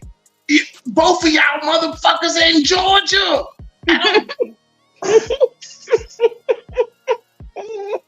He said, I think so. And then he gonna try to get back. So what? You don't know if it's nigga. You don't know. You asking him. The fuck? I'm only from Mechanicsville. But that's part of Georgia, right? I think so. Atlanta. No, I'm from Mechanicsville. You from? Okay. Well, all right. You're exactly right. Mechanicsville, but that's part of Georgia, right? I think so. You don't know if you're from Georgia, Woody? I'm only from Mechanicsville. Is Mechanicsville in Zone 3? I think so. And Zone 3 is in Georgia? Lil Woody, you don't know what state you were born in, pimp? I'm from Atlanta. All right, Lil Woody. Now he's from Atlanta. All right, we gotta start off on the wrong foot, pimp. Now he's from Atlanta. He was from Mechanicsville. Now he's from Atlanta. This gonna be funny. Ooh, Lord. I don't like nothing about Georgia. You don't like nothing about Georgia? What's wrong with Georgia? They won't let me leave. Well, now let's talk about that because and I get it. Y'all see the corruption that's down here. Y'all see the corruption that Little Woody has been under, and there's probably even way more corruption that y'all haven't seen that Woody has experienced. They ain't gonna never let me say that. The other parts? Yeah, I've been to jail for jaywalking. I've been in jail walking down the street, and they charged me for driving with suspended license, and I walked. Wow, they charged you for suspended license. You were walking. My last arrest when I got locked up in 2021, I was walking in Atlanta Station. And the police put up on me 100 deep. Threw me on the ground, tased me in my face, pulled my shoulder out of the place, and take me to the hospital. And then they told me I'm going to jail for driving with suspended license. He probably drove down there. Regularly driving and carrying a convicted felon by firearm. And you were just walking. Yeah, I went viral on social media back in 2021. And everybody see me laying on the ground. They had to go find the car. Wow. They had to go. They had to go find the car, which meant he drove down there and he had a gun on him. Can't charge you with possession of a weapon if you ain't had one on you. Firearm that they found in the car that was somewhere else. So you ain't even have it on you? Nope. They said it was in the back seat, and the police said I was the driver. And they still charged me. And made me plead guilty to it. And see, now you're really talking. Because a lot of people think, oh, well, you should never plead to anything. But defendants and criminal defense attorneys, we all know so many times, guys, it's in your best, and this is going to sound bad, but so many times it can be in your best interest to plead to something as opposed to go to trial. Because if you go to trial and lose, the time that they're going to try to stick you with is insanity. Can you hear me? Yeah, we can. Can you hear me? Can you hear me, Pep? Oh, he dropped off. But I'm sure he'll click back on. We got our man Woody back. But yeah, Woody, you know so much about the corruption of the system that people don't get to see on a daily basis. And let's be fair, it's because you had so many interactions with the police and the courts. Is that right? Right. So what they did was they targeted me. Mm. I've been in jail for shoplifting, and I ain't never been in Henry County a day in my life. They got you in Henry County for shoplifting? 2015. I was out 2014, actually. I ran 4 wheels and police caught me. Said I had a warrant in Henry County for shoplifting. I'm like, shoplifting? That ain't my motto. Yeah, I ain't stealing out no store. They said I was stealing ink cartridges. I'm like, I didn't know what that was. Right, I was like, ink cartridges? Y'all gonna try to put some ink cartridges on with it? Come on now. Yeah. And you know what? It was so crazy because when I went to court, I explained to the lady, like, I'd never even been in this county. It was so far away, I thought it was another state. Right. People like, well, they know it wasn't you, but it's a process you gotta go through. But they offer you abandonment and 10-year probation. But if I was in jail, I would have taken it by me being on the field. I ain't taking that. Right. I had missed court because they give, like, Henry County is different for forgery. They give you one piece of paper with all your court dates on them. And I threw the paper away when I first got out, so I missed court. They put an LTA on me. Mm-mm. So, when they catch me again, the lady, I called them like, hey, I missed court. I didn't know I had court, but I asked you. You told me I ain't had to go. So she's like, well, turn yourself in. So, people be talking. They don't understand, like, the power that these people hold. And if they really feel as in you valuable, you're a certain individual, they can do whatever they want to do to you. Like, everybody want to talk, and you don't know. Like, I done been in jail for driving without... Woody, they had you on the Georgia's most violent criminals. They had you on there. You was voted in the top 10 of the most violent criminals. Stop it. I had my learners in my hand. Wow. And it was like 3:30 in the afternoon. The police told me, his supervisor told us he had to lock me up. Like, this is an ongoing thing. That's why I have so many criminal history. Mm-hmm. Let's start with that. When did you start kind of, I don't want to say, this with the street life type of thing, but when did you start having interactions with the police? How old were you? I was 18. I lost my mom. Like, my mom died in 2008. Mm-hmm. And my first time going to jail was 2009. Okay, so somewhere around when your mama passed, you started kind of turning a little bit. Your life started changing. You started having these interactions with the cops. Yeah, basically. Okay. I'm not gonna say like I was innocent. Like, I just didn't care. I didn't care no more. Like, it was what it was. Yeah, and you say you're from Mechanicsville. Can you explain to the people like how Mechanicsville is? What's the atmosphere? Is it like high income or is it lower income? It's low income. It's a community full of a lot of people with nothing better to do. Mm. So it's like we don't have people in the community. We have some that try, but these are people that's from the community that try. We don't have people that try to inspire us to be better, to motivate us to do different. So, just like every other neighborhood in Atlanta, we adapt to our environment. Right. And you mentioned your mother. Did you grow up with your father too, or he wasn't really around? Before my father died, I was in the Bourne Homes. That's like on the west side of Atlanta. Mm-hmm. He passed away in 2001. He died from cancer, but he also, the moment he died, I don't know if he died from the cancer, but they had a car wreck and he was out the window, so he was pronounced dead on the scene. Okay, that was in 2001. And then, years later, 2008, I think you mentioned when your mama passed. Yeah, she died 2008. So you were around 18 at that time, and you didn't have any kind of parental support there after that. Well, actually, I removed myself from my family. Like I just took to the streets. When my mom died, it was like I felt alone in this world. So I just went to the streets and started hanging with people and started feeling like they were my family, and just started embracing them as they was my family. Right. And were you able to finish high school, or that really didn't pan out? You won't even believe me, man. My mama died. She died 2008. I went back to school on the first day back after summer, and as soon as I walked through the door, they took me in the office and told me that I'd been expelled. Really? What grade was that? So it was like the like 10th grade, 11th grade, 4th grade, somewhere around there. Yeah. So you were expelled. So after that, maybe like 10th grade, you weren't able to finish. You weren't able to go back. Yeah, I didn't Catholic school anyway though, because it was just like I was just going because my mama. So when she died, I was like, well, y'all keep them papers. I don't need them. Right. And so then, what were you doing in 10th, 11th grade? What was your life like if you weren't going to school? Oh well, when I was going to school, I was acting a fool. You know what I mean? So, but it was different though, like because I had my mama. So I really wasn't trying to, go too far. I was smart in my class. I was smart. I used to participate in a lot of the work. Because once I got in high school, I got them taking out the special classes. Because I wasn't taking special classes in high school. I was tired of that. Okay, so you were taking like special education classes in elementary school? Elementary and middle school. Elementary and middle school. And then when you got to high school, you decided the special classes really weren't for you anymore. So I take special classes because I have a hearing problem. Okay. So it was teaching me how to do. I know how to do sign language. Oh really? Okay. You really can hear. It was just a precaution just in case I might lose the hearing in my other ear. Mm-hmm. So as I learned it, I was like, it's no point. Like I'm not going to be taking any class teaching. I'm in high school. They teach me elementary school work. Right. Like, it can kind of be almost degrading or like insulting, right? To a certain extent. Right. I feel you. So then you got out of those classes and you decided your mother passed, and you decided that really the only reason you were going to school was because your mother was kind of pressuring you to do that. And when she was gone, you decided to really take yourself out of the schooling environment. And so when I was going to school, I used to get picked on by the people that who knew me because they be like, you in slow class. I didn't like it. Right. So I used to tell mama all the time, like, I'm not going back to them classes. I used to get picked on by people. It did something to me, so I used to go to class and pick on the people in the class. I used to beat them up and do the evil things to them because I didn't know any better. Right. So when people did something to me, it created anger in me.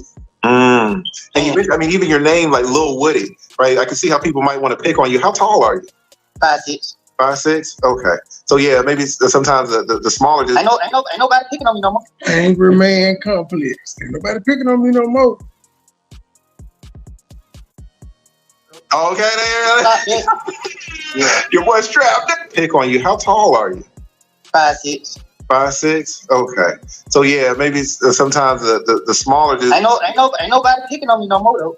Okay, there. Yeah. Your boy strapped up. Okay. Yeah, we saw that. We saw that. You ain't taking no slights. We absolutely saw that. You were real with it. That's for damn sure. Yeah, and they so let him be Georgia. After you took yourself out of high school, kind of 11th grade, 10th grade, like what were you doing on a daily basis if you weren't going to school? You were just kind of out in the streets?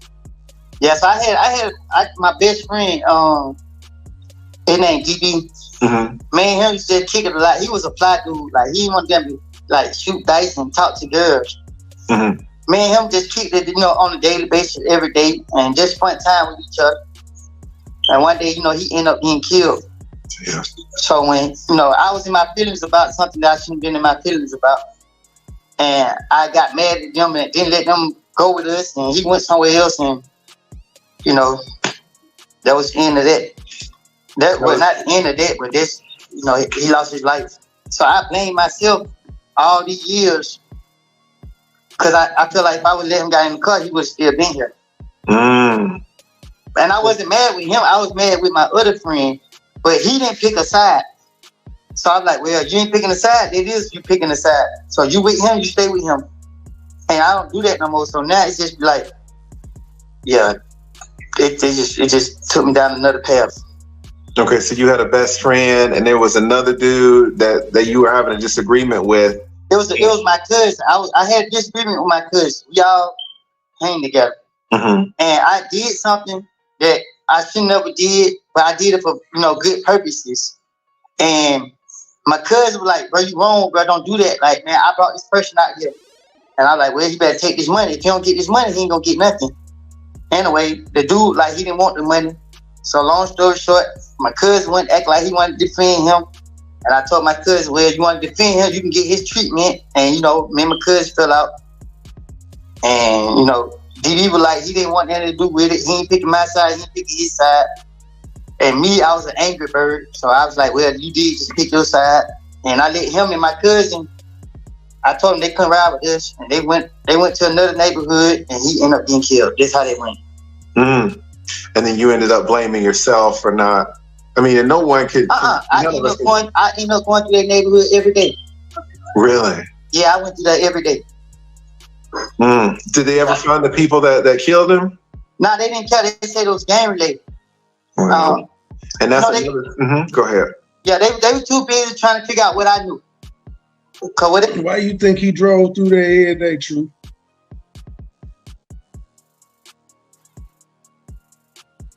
Because Truth said she don't think Lil Woody is killer. I just want to know why she do. If she have an idea of why he may have spun the block. Did you ask me a question? Because you so low over there. Yeah, because Lil Woody said after his folks died, he spun the block every day for a week. I said, do you know why he may have been driving through the neighborhood? If he ain't no killer. Oh gosh. See, now that I know that Woody is what, 5'4", 5'6"? 5'6". I would say he might be a killer because, you know, little fella got a complex and he might be quick to shoot. Cause he said, just like he said, they ain't bothering me no more. They ain't picking on me no more. Cause he went to shoot. Mm-hmm. And then the lawyer gonna say, "Buddy, strapped now." I don't. You know, at this point, I don't even know about him as a lawyer. I don't know about that man. Something ain't right with him. I still don't agree either. But he be up there with lawyers, and apparently he knows some law. But they said Brooks said Woody is in Miami living his best life. I bet he is. I believe they was already getting rumors that I had already been through that. Yeah, and this is another thing too, talking about the corruption. You know, sometimes police officers are very interested in solving a case, and then sometimes they're not interested at all, right? And if they label something, oh, it's gang related, oh, if it's this or that. If you want justice for your people, if something happens to your people, just go tear the shit up. They're gonna make you investigate again. when the streets get hot, huh? That's when they're gonna start looking. Yeah. Okay, so that was in your early teens, or that was in your late teens, and then in your 20s. How old are you now? You're not gonna answer this. I'm 32, I think. 32. Okay. I'm born in 91. Okay. So then in your early 20s, you were having. I was born in 91. My God, today. Something wrong with more interactions with the cops, or kind of what was going on in your early 20s? In my early 20s, I was in the feds. The feds? Okay, what happened to land you in the feds? Well, my name was at the top of the police radar. People was calling police on me every day. Everywhere I went, they was telling police I was doing this, I was doing that. All right, let's stop right there, because when you say that your name is at the top of the police radar, like, how did it get there? Because usually, there's a reason why cops start. That's the top 20. The top 20 violent criminals in Georgia. The whole state. Focus on you, right? How did your name get so hot in the streets where cops were hearing about you? Well, let's just say, if you don't bother me, I don't bother you. Mm-hmm. And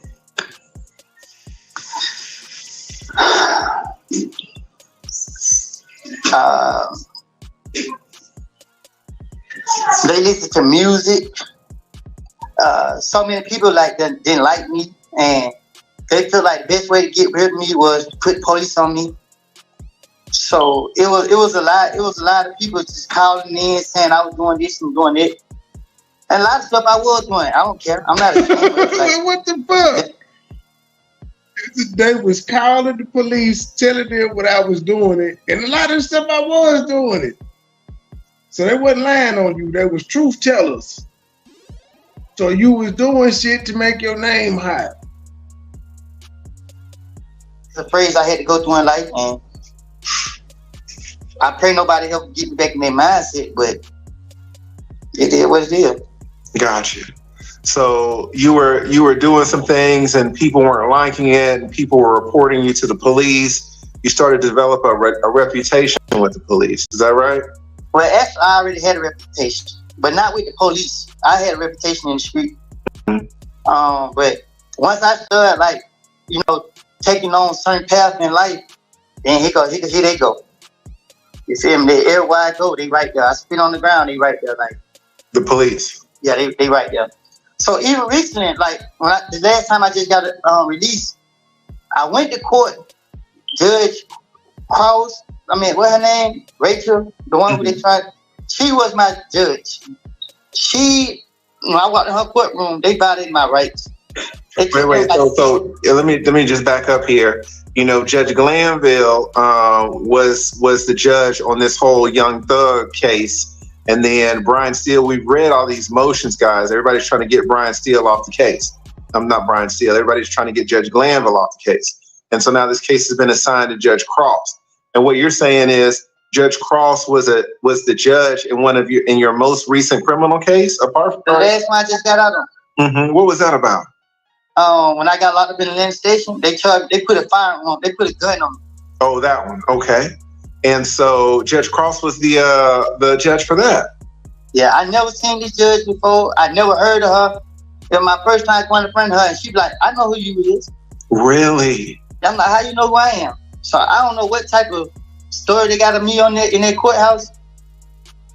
But my lawyer, Melanie, he came through. He got me that bond. Mm-hmm. And the prosecutor, they tried everything in the power to get them to deny my bond because they really were holding me in jail. Mm-hmm. They wouldn't let me out. So he's a gang member. He's that. The judge like, well, y'all do y'all part. I gotta give him a bond. So like, well, can you give him house arrest? Can you give him curfew? The judge like, no, it's just a possession charge. It's not that serious. So why wouldn't she give me a $30,000 bond and I get back to the jail? I can't. It's certain stuff I can't say, so I had to leave out.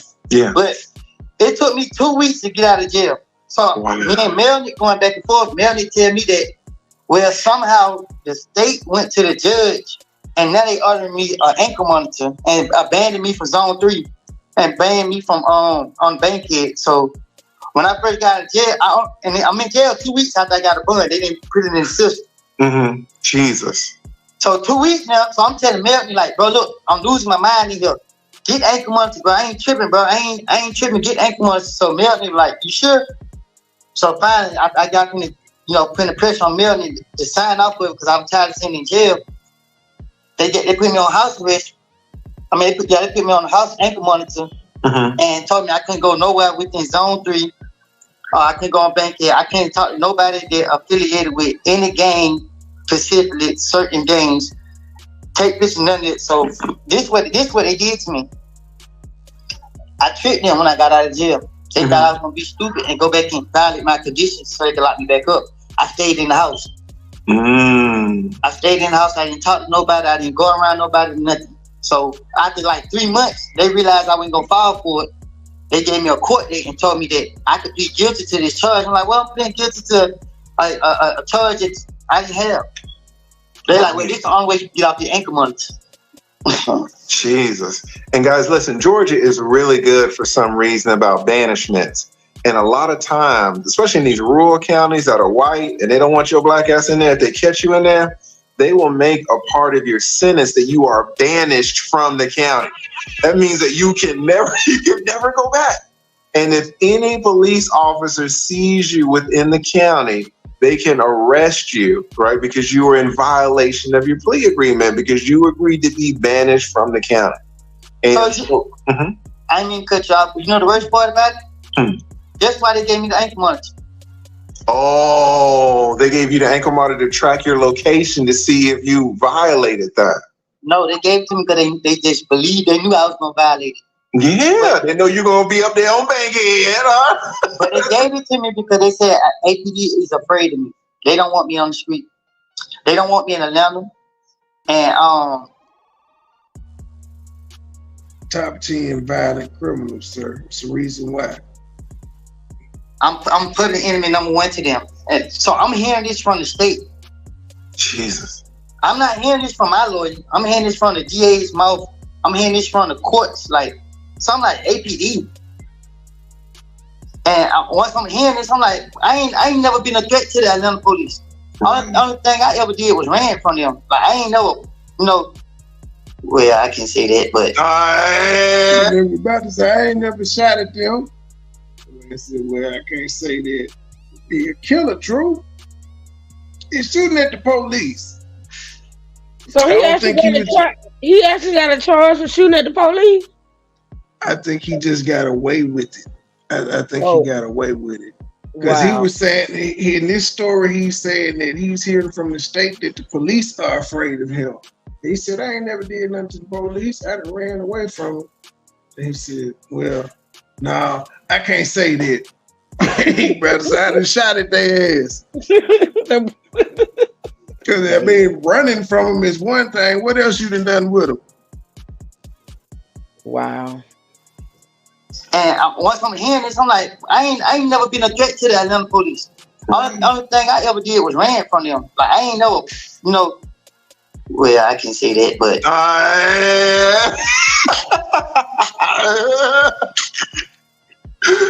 right, but it shouldn't be, whatever you've done shouldn't rise to the level of scrutiny of attention that you're getting from them. Like, you're getting way too much heat. Is that what you're saying? Yeah.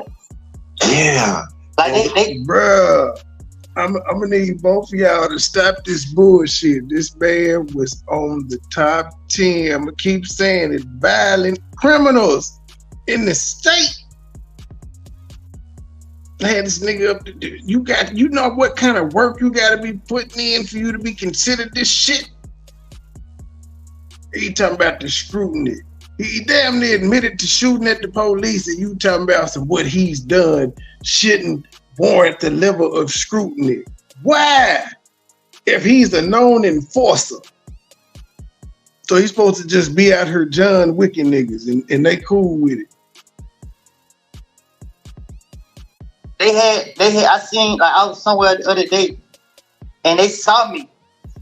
And you know what they did? They put up like 10 cars and just sat there and just watched me. Jesus. So I pull out my phone and start recording them. Like, okay, they about to harass me, y'all. I don't run from them no more. I'm not intimidated by them no more. Like, I don't bother them. I ain't break no laws or nothing. Mm-hmm. I just ask them to leave me alone. I'm just trying to live my life. Live your life, 100%. Oh, we lost him again. I wanted to ask you, I don't know if you can still hear me, but you mentioned that you went to Fez. Woody, are you there? I see him trying to clicking all the buttons. Oh, he dropped off. He will probably he'll probably link back, come back in about 20 seconds. We got Lil Woody back. Thank you so much for coming back. And I know sometimes with this live streaming, so many technical issues. So thank you for being patient. I hate to lead attorney in your early 20s. Wear this blue suit and red tie every time he go live. I hate this shit. This nigga is Mr. Rogers. And he probably ain't got no pants on sitting in front of this shit with this suit jacket on. Not no pants on. He always had the same anger. And nigga ain't never seen this man pants. He ain't got none on. I mean, you were in the streets and then you went into the feds? Yeah. Okay, what landed you there? What was going on then? And this is a closed case, right? So you can kind of talk about it. Yeah, I can speak on it closed. Okay. All my cases are closed out. Can't nobody do nothing to me but put fake charges on me. That's all they can do. Gotcha. Yeah, what happened when you were with the feds? Somebody called a tip line, told them I had a machine gun, and I was in the recreation center. Oh, This is that gun store where he was playing basketball. Then he on another live, he said it wasn't his, and I was playing basketball, and in court I was playing basketball, but yeah, he had a machine gun. Why do you think he had a machine gun, Truth, if he's not a killer?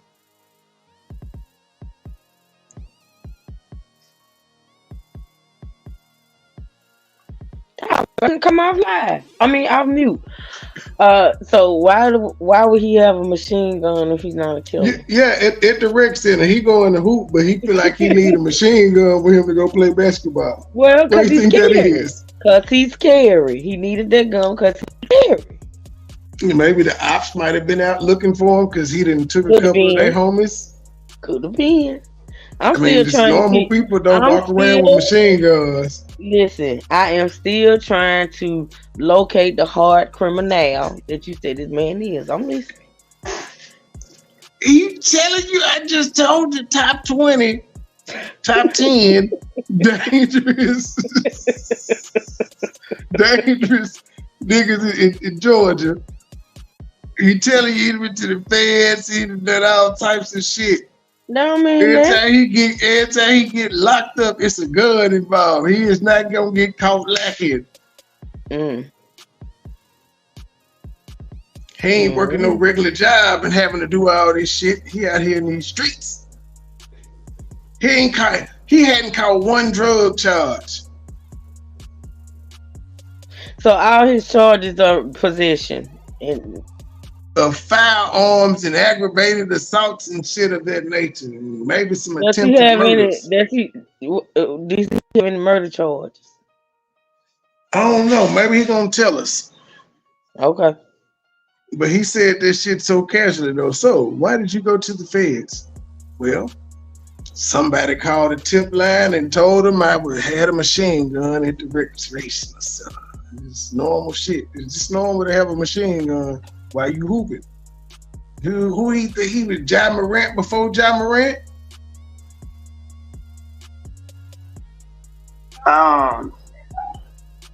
Somebody called a tip line, told him I had a machine gun, and I was in the recreation center. Oh, you in the recreation center with a machine gun? Allegedly. What the fuck you mean allegedly? Nigga, he didn't serve the time. The case is closed. He did it. Watching me. And I was in my neighborhood playing basketball. They seen me with a bag in my hand. They automatically assumed it was the H&M bag. They automatically, what do you mean they automatically assumed? They was right. Their assumption was right. Gee, I don't know why you know who else had the gun in the what was it, the Foot Locker bag walking down the alley, down the block? You. I don't know what's up with these niggas and guns and bags. Because all the things that been going on in the street, they didn't like the way I was walking up the street, like I didn't have a can of word. So they called the tip line on me, as in they're civilian, and they come in there and get the bag, and they say they found a gun in there. Well, they did find a gun. I'm not gonna say they found the gun. So they called. This nigga just be lying. He said he a liar though. He did say this. They called the tip line on me, as in they're civilian, and they come in there and get the bag, and they say they found a gun in there. Well, they did find a gun. I'm not gonna say they found a gun. And they didn't have the camera to show that I brought it in. So what they did was they took me from one place. They took me from my neighborhood because all the people started, screaming at the police, throwing rocks at the cars and stuff. So they took me from right there and took me to turn the field. And we lose that boy. Y'all thought I was struggle streaming. All right, y'all thought I was struggle streaming. All right.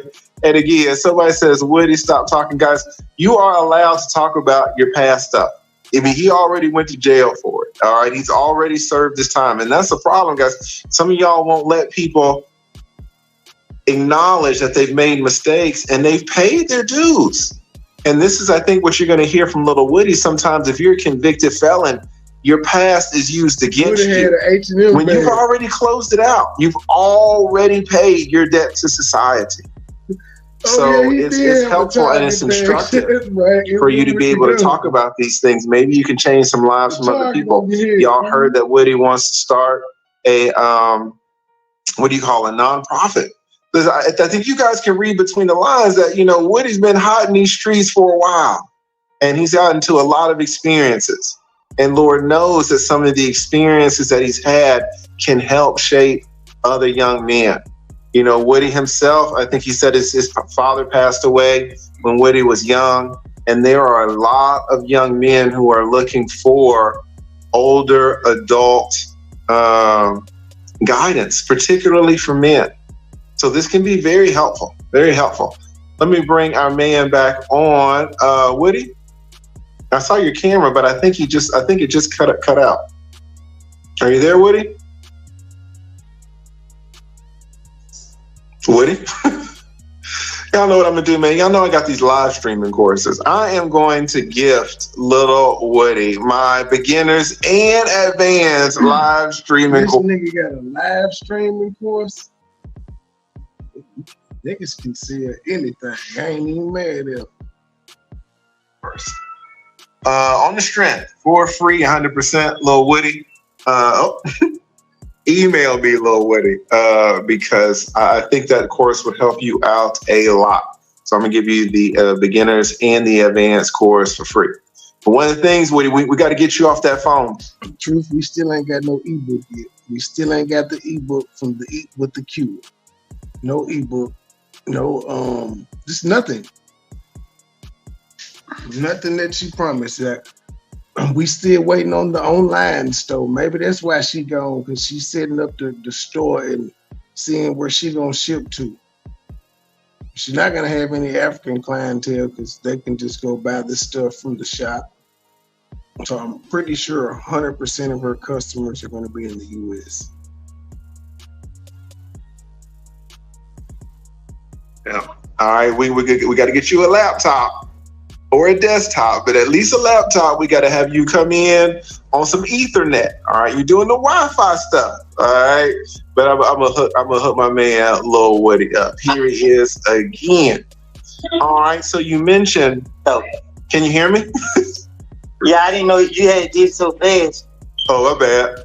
All right, so you had mentioned that there was an incident with the at the recreational center with the machine gun. The cops got you for that. Did you end up taking that to trial, or you ended up pleading that? Well, I was going to trial for it. Mm-hmm. So I had to fight two federal defenders. Jesus. The first federal defender came. He was like, "Oh man, this case is good. It's trash. We're gonna beat it. Mm-hmm. Everything the cops did was illegal, whatever." So the secretary came to see me. He was like, "They want to talk with you. They want you to cooperate." So I said, "Where's cooperate?" He said, "I don't know. They want information." I said, "Well, I don't know nothing about no information." Like I told him off the rip, like I'm a liar. You feel me? Like, so he was like, "Well, they believe you got some valuable information." Long story short, I told him I don't know nothing. This lawyer behind my back and went to set up a profit. Mm. So I got a court day. I go down there and I see all the police that lock me up. Instantly, I get mad. I'm like, these people lock me up. What this is? So he was like, "You know, I said, no. You can't come and agree to me that." So he tricked me and told me that if I agree to the profit, I get my charges dismissed because they violated, and he gonna point out all the facts. Mm-hmm. But the profit really was a meeting with all the investigators and stuff. So me and him get an argument in front of them. I told him he's fired. So your initial attorney, and when you say a federal defender, this is someone that the state gave you. The state gave you to represent you, right? No, this is what the United States gave me. The United States. Yeah, you gotta be specific when you talk about federal. Okay. So the federal government, because it's a federal case, assigned you a federal public defender. Is that correct? Okay. And the federal public defender entered in and, started talking immediately that this case was BS and you could beat it and this and that. But the federal defender wanted you to cooperate. Right. Everything he kept saying. So now it's like it's me and I'm in the feds. So I'm like, I never think I'd be in the feds. I didn't even believe the feds were real at this time. Mm-hmm. Now, how old were you? Do you remember? Were you in your early 20s when? Yeah, I was in my early 20s. Okay. Like in 2015, I was like Yeah, I was like 22, 21, something like that. You were young. Yeah. Okay, and then your attorney said, you know, he's going to get you off, but then you got pulled over into a room and you saw all of these investigators and these police, and they wanted you to make a proffer. Can you explain to the people a little bit about what a proffer is and what they wanted you to do? Okay, they wanted information. They was like, when I walked in, they were laughing and stuff. So when I looked, I was like, he was 24. I'm like, what?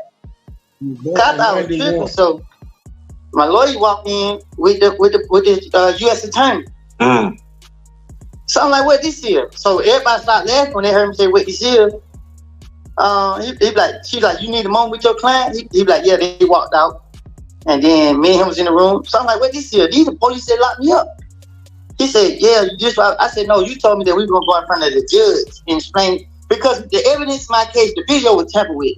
The video from the gym, it was jumping and skipping. And they thought I didn't know no better. They thought I was stupid. So I pointed out to the lawyer that they tampered with the evidence. This is a domestic. And he didn't like it. So anyway, he used that to trick me to go. So we was in that, he like, if you get them whatever information they want to know, they can sweep this case under the rug. I don't have any information. Long story short, the prosecutor came back in. They came back in, and they said, "Hey, Miss Kobe, you ready to talk?" I said, "We ain't got nothing to talk about." So he really tried to convince me to talk to them. So I'm like, I don't got nothing to talk about. I lied, you know, I made this stuff up, and you see what it got me to. It got me in the feds. So anyway, so that was your first attorney? Yeah, that was his name, Robert Mack. Okay, you pointing him out now. Point him out. His name, Robert Mack. He's a judge right now, I think, in Clay County. Oh, really? Yeah, black guy. Wow. Yeah, I seen his flyer on the side of the road, but I had to leave because I didn't want to, damage it, and they tried to lock me up for it, so I just left. But that was my first attorney, Robert Mack, and then my second attorney was. Let me just jump in to highlight this, guys. The attorney, the federal attorney that Woody had, that tricked him, that tried to trick him, that tried to go in behind his back, pure corruption, is now a judge down here. Is now a judge. Y'all see how deep-seated this corruption down here can be. So that was your first attorney on that case. And then so you fired him, you told him you fired, and then you got another one. I had to lie on him. I had to lie on him. He wouldn't get off my case. Really? Yeah, I said something that was very inappropriate. And no, I'm lying. This is the second. So I fired two lawyers. The second lawyer I lied on. Okay, what happened with the second lawyer? Okay, the second lawyer, our first time meeting, he came, he said, I read the letter, what you said about last attorney. You don't have to have such issues with me. He said, but first thing first, let's get it out of the way. Did you do this to such and such? And instantly, right then and there, I knew it was a problem with him. So I'm like, bro, I'm locked up for a possession of a firearm. We ain't gonna talk about nothing that they ain't charged with. So I had somebody, I can't say too much, but I had somebody I used to talk to, and that person was very intelligent when it came to law. And I used to have him in my ear, so he used to teach me how to case study. He used to teach me how to understand things. I had him to write letters to the judge on my behalf as me to fire these attorneys. And I was explaining to him what he was doing, and he didn't like it. So long story short, the second attorney, I pointed out all the things that he was doing wrong. I really beat my federal case, but it's due to the fact the lawyer was smarter than me. So he'll argue this point right here and let this point slide through so that they can have me.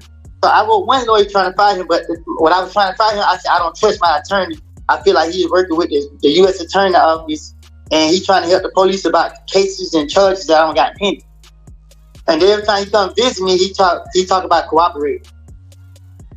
So the judge was like, well, that's not enough to find my attorney. And my attorney was like, well, Your Honor, I want to continue to work on his case. So I'm telling the judge, like, how you going to still represent me? I say all this about him. I'm not going to be able to have a fair trial. Another year go by, they made me keep him. Another year go by. Were you locked up the whole time, or did you have a bond? I stayed in jail. I stayed in the feds 40 months. It'd be forever before you get a damn federal bond. If you get one, they typically don't give you one though. Before I was sentenced. Damn. Yeah. So because I constantly kept writing letters to the judge trying to find my attorney. So the second attorney, which his name is Bill Thomas or William Thomas, another black guy. Once he got on my case, one day he came and told me I've been charged with murder. So I'm like, how am I been charged with murder? He said, well, some people pointed me out, said I did it. He said, it's BS. Don't worry about it. He gonna represent me on that. I said, no, you ain't gonna represent me on that. Was this a separate case or was this related to the recreational center? It was a whole separate incident. It is the case that other people are facing. It's a case that's going to open right now. Okay. So he was like, he gonna defend me on it, and I like, no, you ain't. So long story short, he constantly kept saying cooperate. So I kept writing down the little things that he was doing. Mm-hmm. And I was pointing out facts in my case where I could have beaten it, and he kept talking about cooperate and this and that.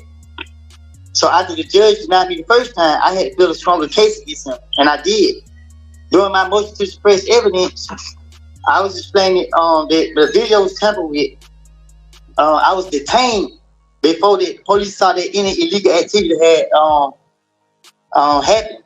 So when they came in, I was playing basketball with my shirt off. You don't see me with no weapon on me. I didn't match the description because they said the person had on a white shirt and blue jeans. So the police said he detained me because, you know, he knew me to be gang affiliated and his senses are heightened when he see me. Jesus. So he detained me before he knew it was a weapon in that bag. So the police started lying. They started saying that I request to speak to the gang unit. Why do I want to request to speak to somebody who got it out for me?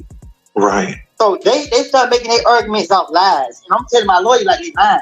Why would I request to speak to DP? They the ones trying to lock me up. Long story short, the lawyer, he got to that point. So I went to court. I told the judge I had this person to write this letter on my behalf. And he did it so good, the judge called me to court like a week later. Wow. We got in front of the judge. She said, you can talk freely. So the judge's name is Amy Totenberg. Mm-hmm. She's the best person in the world. Mm. She said, you can talk, Mr. Cole. I said, Your Honor, this man here been coming to me about cooperating about something I don't know nothing about. I said, he come ask me about murder charges that I don't know nothing about. And then she was like, okay, Mr. Colton, but those ain't reason to fire your attorney. I said, well, one day he came and stopped me and he rubbed against my behind. Oh, yeah, all right. Here we go. You were trying to get that man off that case. This man said he done grabbed my booty. Lil Woody said the attorney grabbed his booty. And you gonna get that man disbarred. Damn, Lil Woody. I said he done rubbed on my ass, Your Honor. That's treacherous. So the lawyer looked at me. He looked at me and was like, what? So he was so mad that I told the judge that. Me and him arguing in front of the judge. So she like, he can talk. So he tell the judge, I'm a liar. All I do is lie, whatever. So the judge take her glasses off. She like, Mr. Colton, are you serious? I said, Your Honor, I don't want to press charges against him. I forgive him. I prayed about it. I forgive him, Judge. I still press charges against him. I prayed about it. Like, Mr. Colton, are you serious? I said, Your Honor, I don't want to press charges against him. I forgive him. I prayed about it. I forgive him, Judge. Lied on I still press charges against him. But I said that, you know, we arguing. I told the judge, you just need this much brain to defend me on this, to represent me on this case. I said, he don't have any. The video is tampered with. He arguing that I did not abandon the bag by leaving it on the side. Instead of the fact that I was detained and placed under arrest before the police even knew it was a gun in the bag.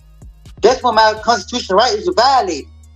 So the judge was like, yeah, I have an issue with that too. So she was like, yeah. So she basically started agreeing with me. Don't you know that this attorney had a nerve to have another attorney come? So like, who this dude is in the back? Because this is a private, it was a sealed hearing. Mm-hmm. So the attorney, William Thomas, was like, well, he had him to come just in case the judge removed him off the case. That him and this attorney been working closely on my case. So I'm like, well, Your Honor, I ain't never knew nothing about this dude working with my case, and I didn't give him permission for that.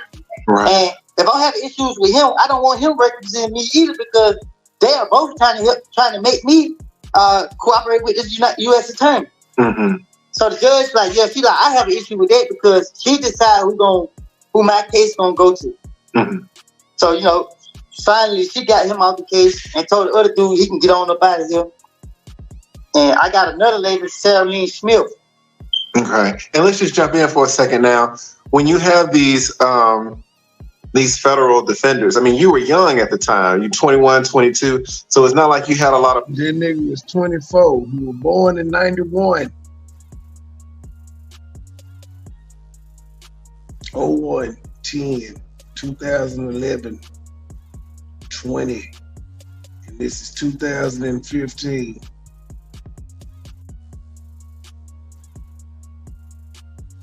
Money to be paying lawyers, especially for a federal case. Because guys, lawyers, it's not like a menu at a restaurant. We don't all have the same prices. You say, well, Lead, how do attorneys come up with their prices? Honestly, guys, to tell you the truth, we just make them up. And we just make them up out of our heads. And if you come to me and you look a certain way with certain charges, I'm going to give you one price. But if someone else come to me and they look a certain way with the same charges, they're going to get another price. So many things involve what your price is going to be. And a big factor in your price is going to be your charges. A big factor is going to be whether it's state or federal, but also a factor is going to be if I think you can pay some money. If you walk in a t-shirt, that's one thing. If you walk in a 3-piece suit, you might get another charge, a different price, a higher price. But typically a federal case is going to be worth more. You're going to get a higher price than a state case. Did you try to look, Little Woody, for any attorneys, any private attorneys that you could, or you just knew that you were never going to be able to pay that type of price? Yeah, I didn't have no support. I didn't even have money to go commissary, so it wasn't even gonna be no. It wasn't even, in the feds. You don't even need to pay attorney. You just need to, but the federal defendant, they're gonna be better than most paid attorneys. Paid attorneys are state. If you ain't got no relationship with them, a good bond with them, you just can't hire any lawyer. True. Some of these lawyers out here are gangsters. They'll take your money faster than any street ninja. They really will. They really will. And it's harder to find attorneys who are good at federal law than attorneys that are good at state law. A lot of attorneys are good at state law, but when your case is federal, you got a much smaller pool. But it was about the federal, right? Federal go more off the guidelines. Yes. So it's easy to fight a federal case as long as the feds ain't been investigating you. So if the feds adopt a state case, like they pick up a state case, you can beat it. Because the state, they just do anything. But if the feds investigating you, then, you might as well just go ahead and lay down. Well, see, I think you're right. And I think that's what your federal defenders were saying. Because everybody knows that the prosecutors, they got like a 95, 96, 98 conviction rate. So when you say, oh, well, you might as well lay down, it sounds like that's what your attorneys were saying in terms of you cooperating, right? Just go on and tell them what you got. It's a difference. Mm-hmm. So if the feds investigate you, what they're going to do is they're going to watch you until they got everything they want against you. The state, if they pick up a state case, basically they're saying, like, okay, Atlanta police, he done, but he's smart. And gave it to the feds. He done, but he knows. Some cases. He done been through some cases. That's what I was just finna say. He done, but he's smart when it comes to these cases because he done been so many. But he telling the truth about the feds now. He ain't lying. Like he's saying the feds weren't. So like if Young Thug was acquitted, the feds could very well come in. Well, if he is acquitted, the feds could come in and trial. But they would use the same evidence that the state had because they weren't the ones conducting the investigation, the state was. So that's what he's saying. That's when you can win some of the cases, when they just pick them up because they desperately trying to get your ass with something. And they are known for doing that. As soon as you beat your case, like they did with R. Kelly, you beat a case and shit, no Fed charges, buddy. You gotta whisk you off to New York or wherever the fuck you going. Like, okay, he's a problem in the community. In Atlanta. So what they did was they finally got a case and they sent it over to the feds. Feds like, okay, we got a case. And then the feds go from there. But Atlanta police had already broke procedures. Oh. Yeah. So what you're saying is the feds didn't do their investigation in your wreck case. They got their workup from the state. But it was an intimidation, right? So the feds picked up my case thinking that they could scare me into giving them whatever they think I might know. Mm-hmm. But when they got me over there, it was different because I seen that they were trying to intimidate me. So when you try to intimidate me, then you should have come on with it. Right. And once I noticed that they were trying to scare me, I was like, okay, I dropped my nuts. Mm-hmm. And you wouldn't tell them the information that they wanted to know. Yeah, right. You know gotcha. What I mean? So they try to have so many meetings. You know what the prosecutor told me? We don't know about she said, though, when I cussed him out, cussed my lawyer out in front of them, she said, okay, Mr. Copeland, contact your attorney when you're ready to cooperate. I was like, what? They told me it's two types of people in the feds. The ones that cooperate and the ones that wish they cooperate. I said it's three. Because you got the ones like me too, the ones with a point to prove. Right. I went back to the jail and that's when I fired him. That was your second attorney? That was the first attorney. The first attorney, gotcha. The second attorney, he wasn't get out my case for nothing. It took 2 years for me to fire him. Jesus. Okay, so you fired him because you made up that lie about him touching your butt, right? Yeah. So you got him off your case by any means necessary. If it's your life, it's your life. You know, ain't no holding back. Mm-hmm. I got transcripts. Like I still got papers at the house where I can show you. I told the judge I fear for my life because this is the person who my life is in his hand.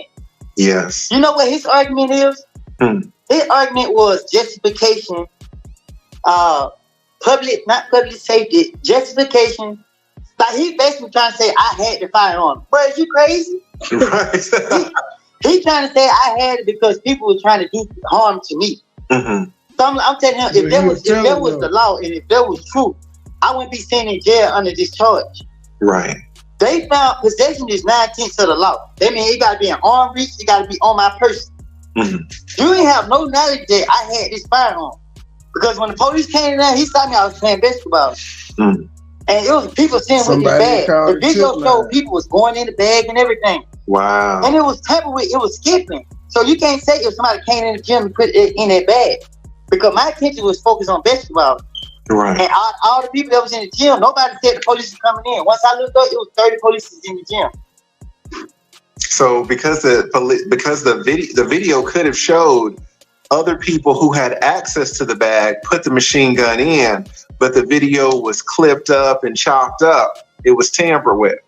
Right. And so there was really no evidence connecting you to that gun because you were on the court playing basketball. But the evidence that they had was I had on True Religion shirt and True Religion pants. The 911 caller described me as a white True Religion shirt and blue True Religion pants. So, and they said I was in recreation center, but he never said a crime was committed. He just said a person in the gym got a machine gun. I mean, Georgia is an open carry state, but a machine, you got a machine gun up in there. But again, it was a bag, so it absolutely could have been a setup. Shout out to Woody again. Puras fallas con el teléfono. But that is why, Woody, I am going to gift you my live streaming course, beginners and advanced. I'm going to gift it to you for free because you absolutely got a story to tell, brother. Shout out to Sticks to Born. Says they knew he was pleading the fifth and basically railroaded him with the assistance of the judge to give him immunity. 100%. Absolutely terrible. Absolutely got railroaded. Thank you so much, Sticks to Born. And that is exactly what happened to Little Woody. And you can see, really, through listening to him, his history, reading between the lines, right? Because I don't think he would tell you that he's been an angel. But just because you're not an angel doesn't mean you deserve the corruption. Even if you're not an angel, you deserve to get a fair trial. And y'all hear about some of the corruption that he's had, not with these judges, but with his own attorneys. Right? And this is what y'all don't ever see. I have seen just the shittiest attorneys. So when Woody says, you can't just hire anybody, he is exactly right. It's just so much corruption. So imagine you being a citizen as you are, having to fight against the prosecution. Not only you're fighting against the prosecution, but look, you're fighting against the judge. Fighting the against judge and the prosecutors have teamed up.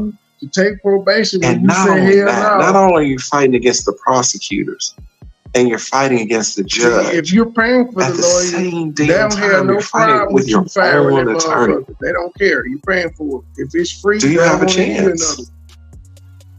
Do you have a chance?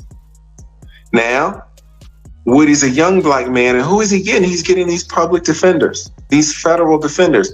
What do they say? You get what you pay for. How much did Woody pay for his first attorney? Young Thug paid for one of them.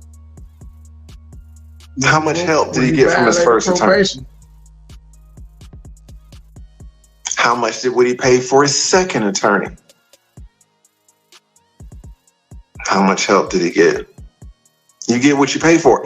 If Woody had been white or black, but let's just say white to make it more common, and he's got, daddy, and daddy lives out on the lake, and daddy can make some phone calls, and daddy can write a big check.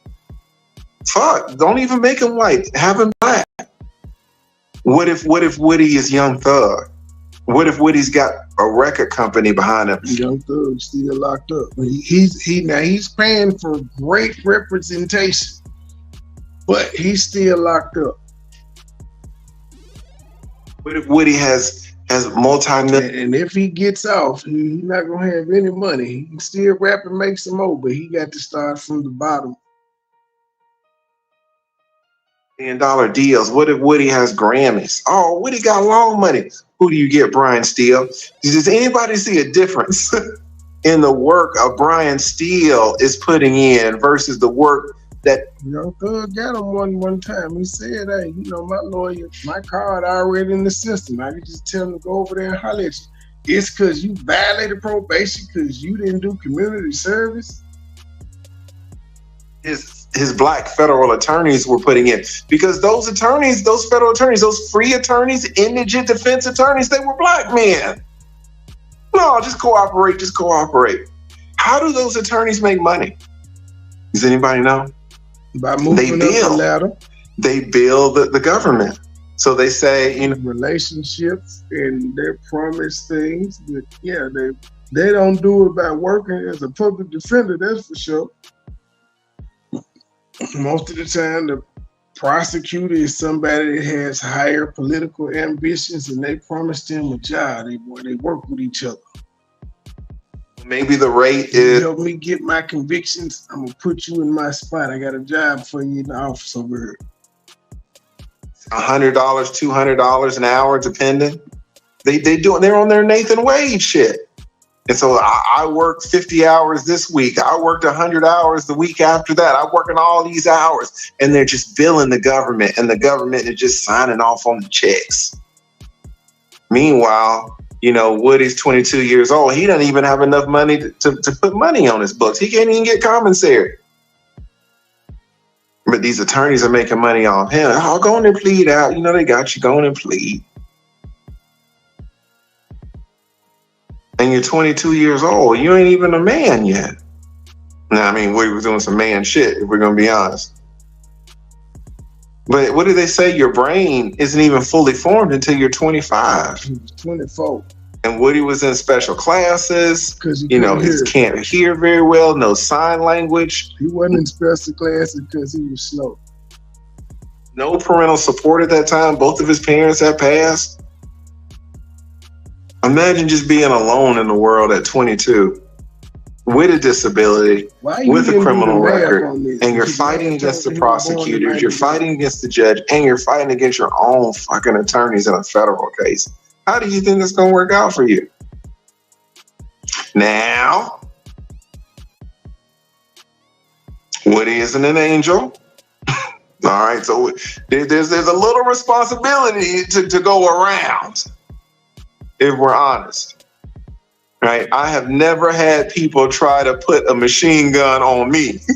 Me, whether or not it was mine or not. It was his. If people are calling the tip line saying, "Hey, Lee got a machine gun," where there's smoke, they could call the tip line and say, "I got a machine gun," but when they pull up on me in the rec center, it ain't gonna be no machine gun there. When they check the target bag, it's gonna be empty. False alarm. But he said it was the ops that called, acting like they was a civilian, because he was walking up and down the block popping his shit. I mean, Woody, you're smoking a little bit now. You're smoking a little bit. But again, just some people start off with so many disadvantages. It's not an excuse. It's not a justification. It's just a fact. And we would all hope that if we were born into the circumstances that Woody was born into, that we would be able to overcome them. And if we're honest, there have been people who have. But if we're going to be really honest, it's probably the minority of 20 versus ones and everything. And Woody, unfortunately, for one reason or another, has not been in the minority. He's been in the majority. A former... All right, ladies and gentlemen, that's all I got. That's it. Chelsea, you got to do something, Chelsea. Q, we want the course. We're not gonna get it, but we'll just remind you that you hadn't dropped the course. Truth, you got anything? I still don't think Woody's the killer. Huh? Try him and find out. Well. All right, y'all. We out. No, niggas don't talk no more. Niggas don't walk no more. Niggas don't want no smoke. They saying my name, look in the mirror. Shout it 3 times and I might appear. These niggas is lame, die for the fame. Rerouted my ship like a buccaneer. I play my position, trust my intuition. Move when it's time like the minute hand. I'm snoozing the clock, I be tired, man. I run up the check like a Nike fan. I get it to go, I Uber my eats. Bread on the move, the debit truck. Say what you want, I'm making my plays. I'm deaf to the drum, I don't give a fuck. I blocked out the chatter, my pockets got fatter. I'm serving them up like a tennis ball. I'm close to the net, I can't hear it all. I'm killing them easily, fentanyl. I carry my cannon cause niggas be plotting. Watching and planning, they wildin' out. You thinking it's sweet, get tricked off the streets. The pussy they be only dialing out. The harder the head, the softer the air. Grandmama told you, go take a seat. I'm pinching my pennies, I wanted a bender. You rapping and broke, boy talking cheap.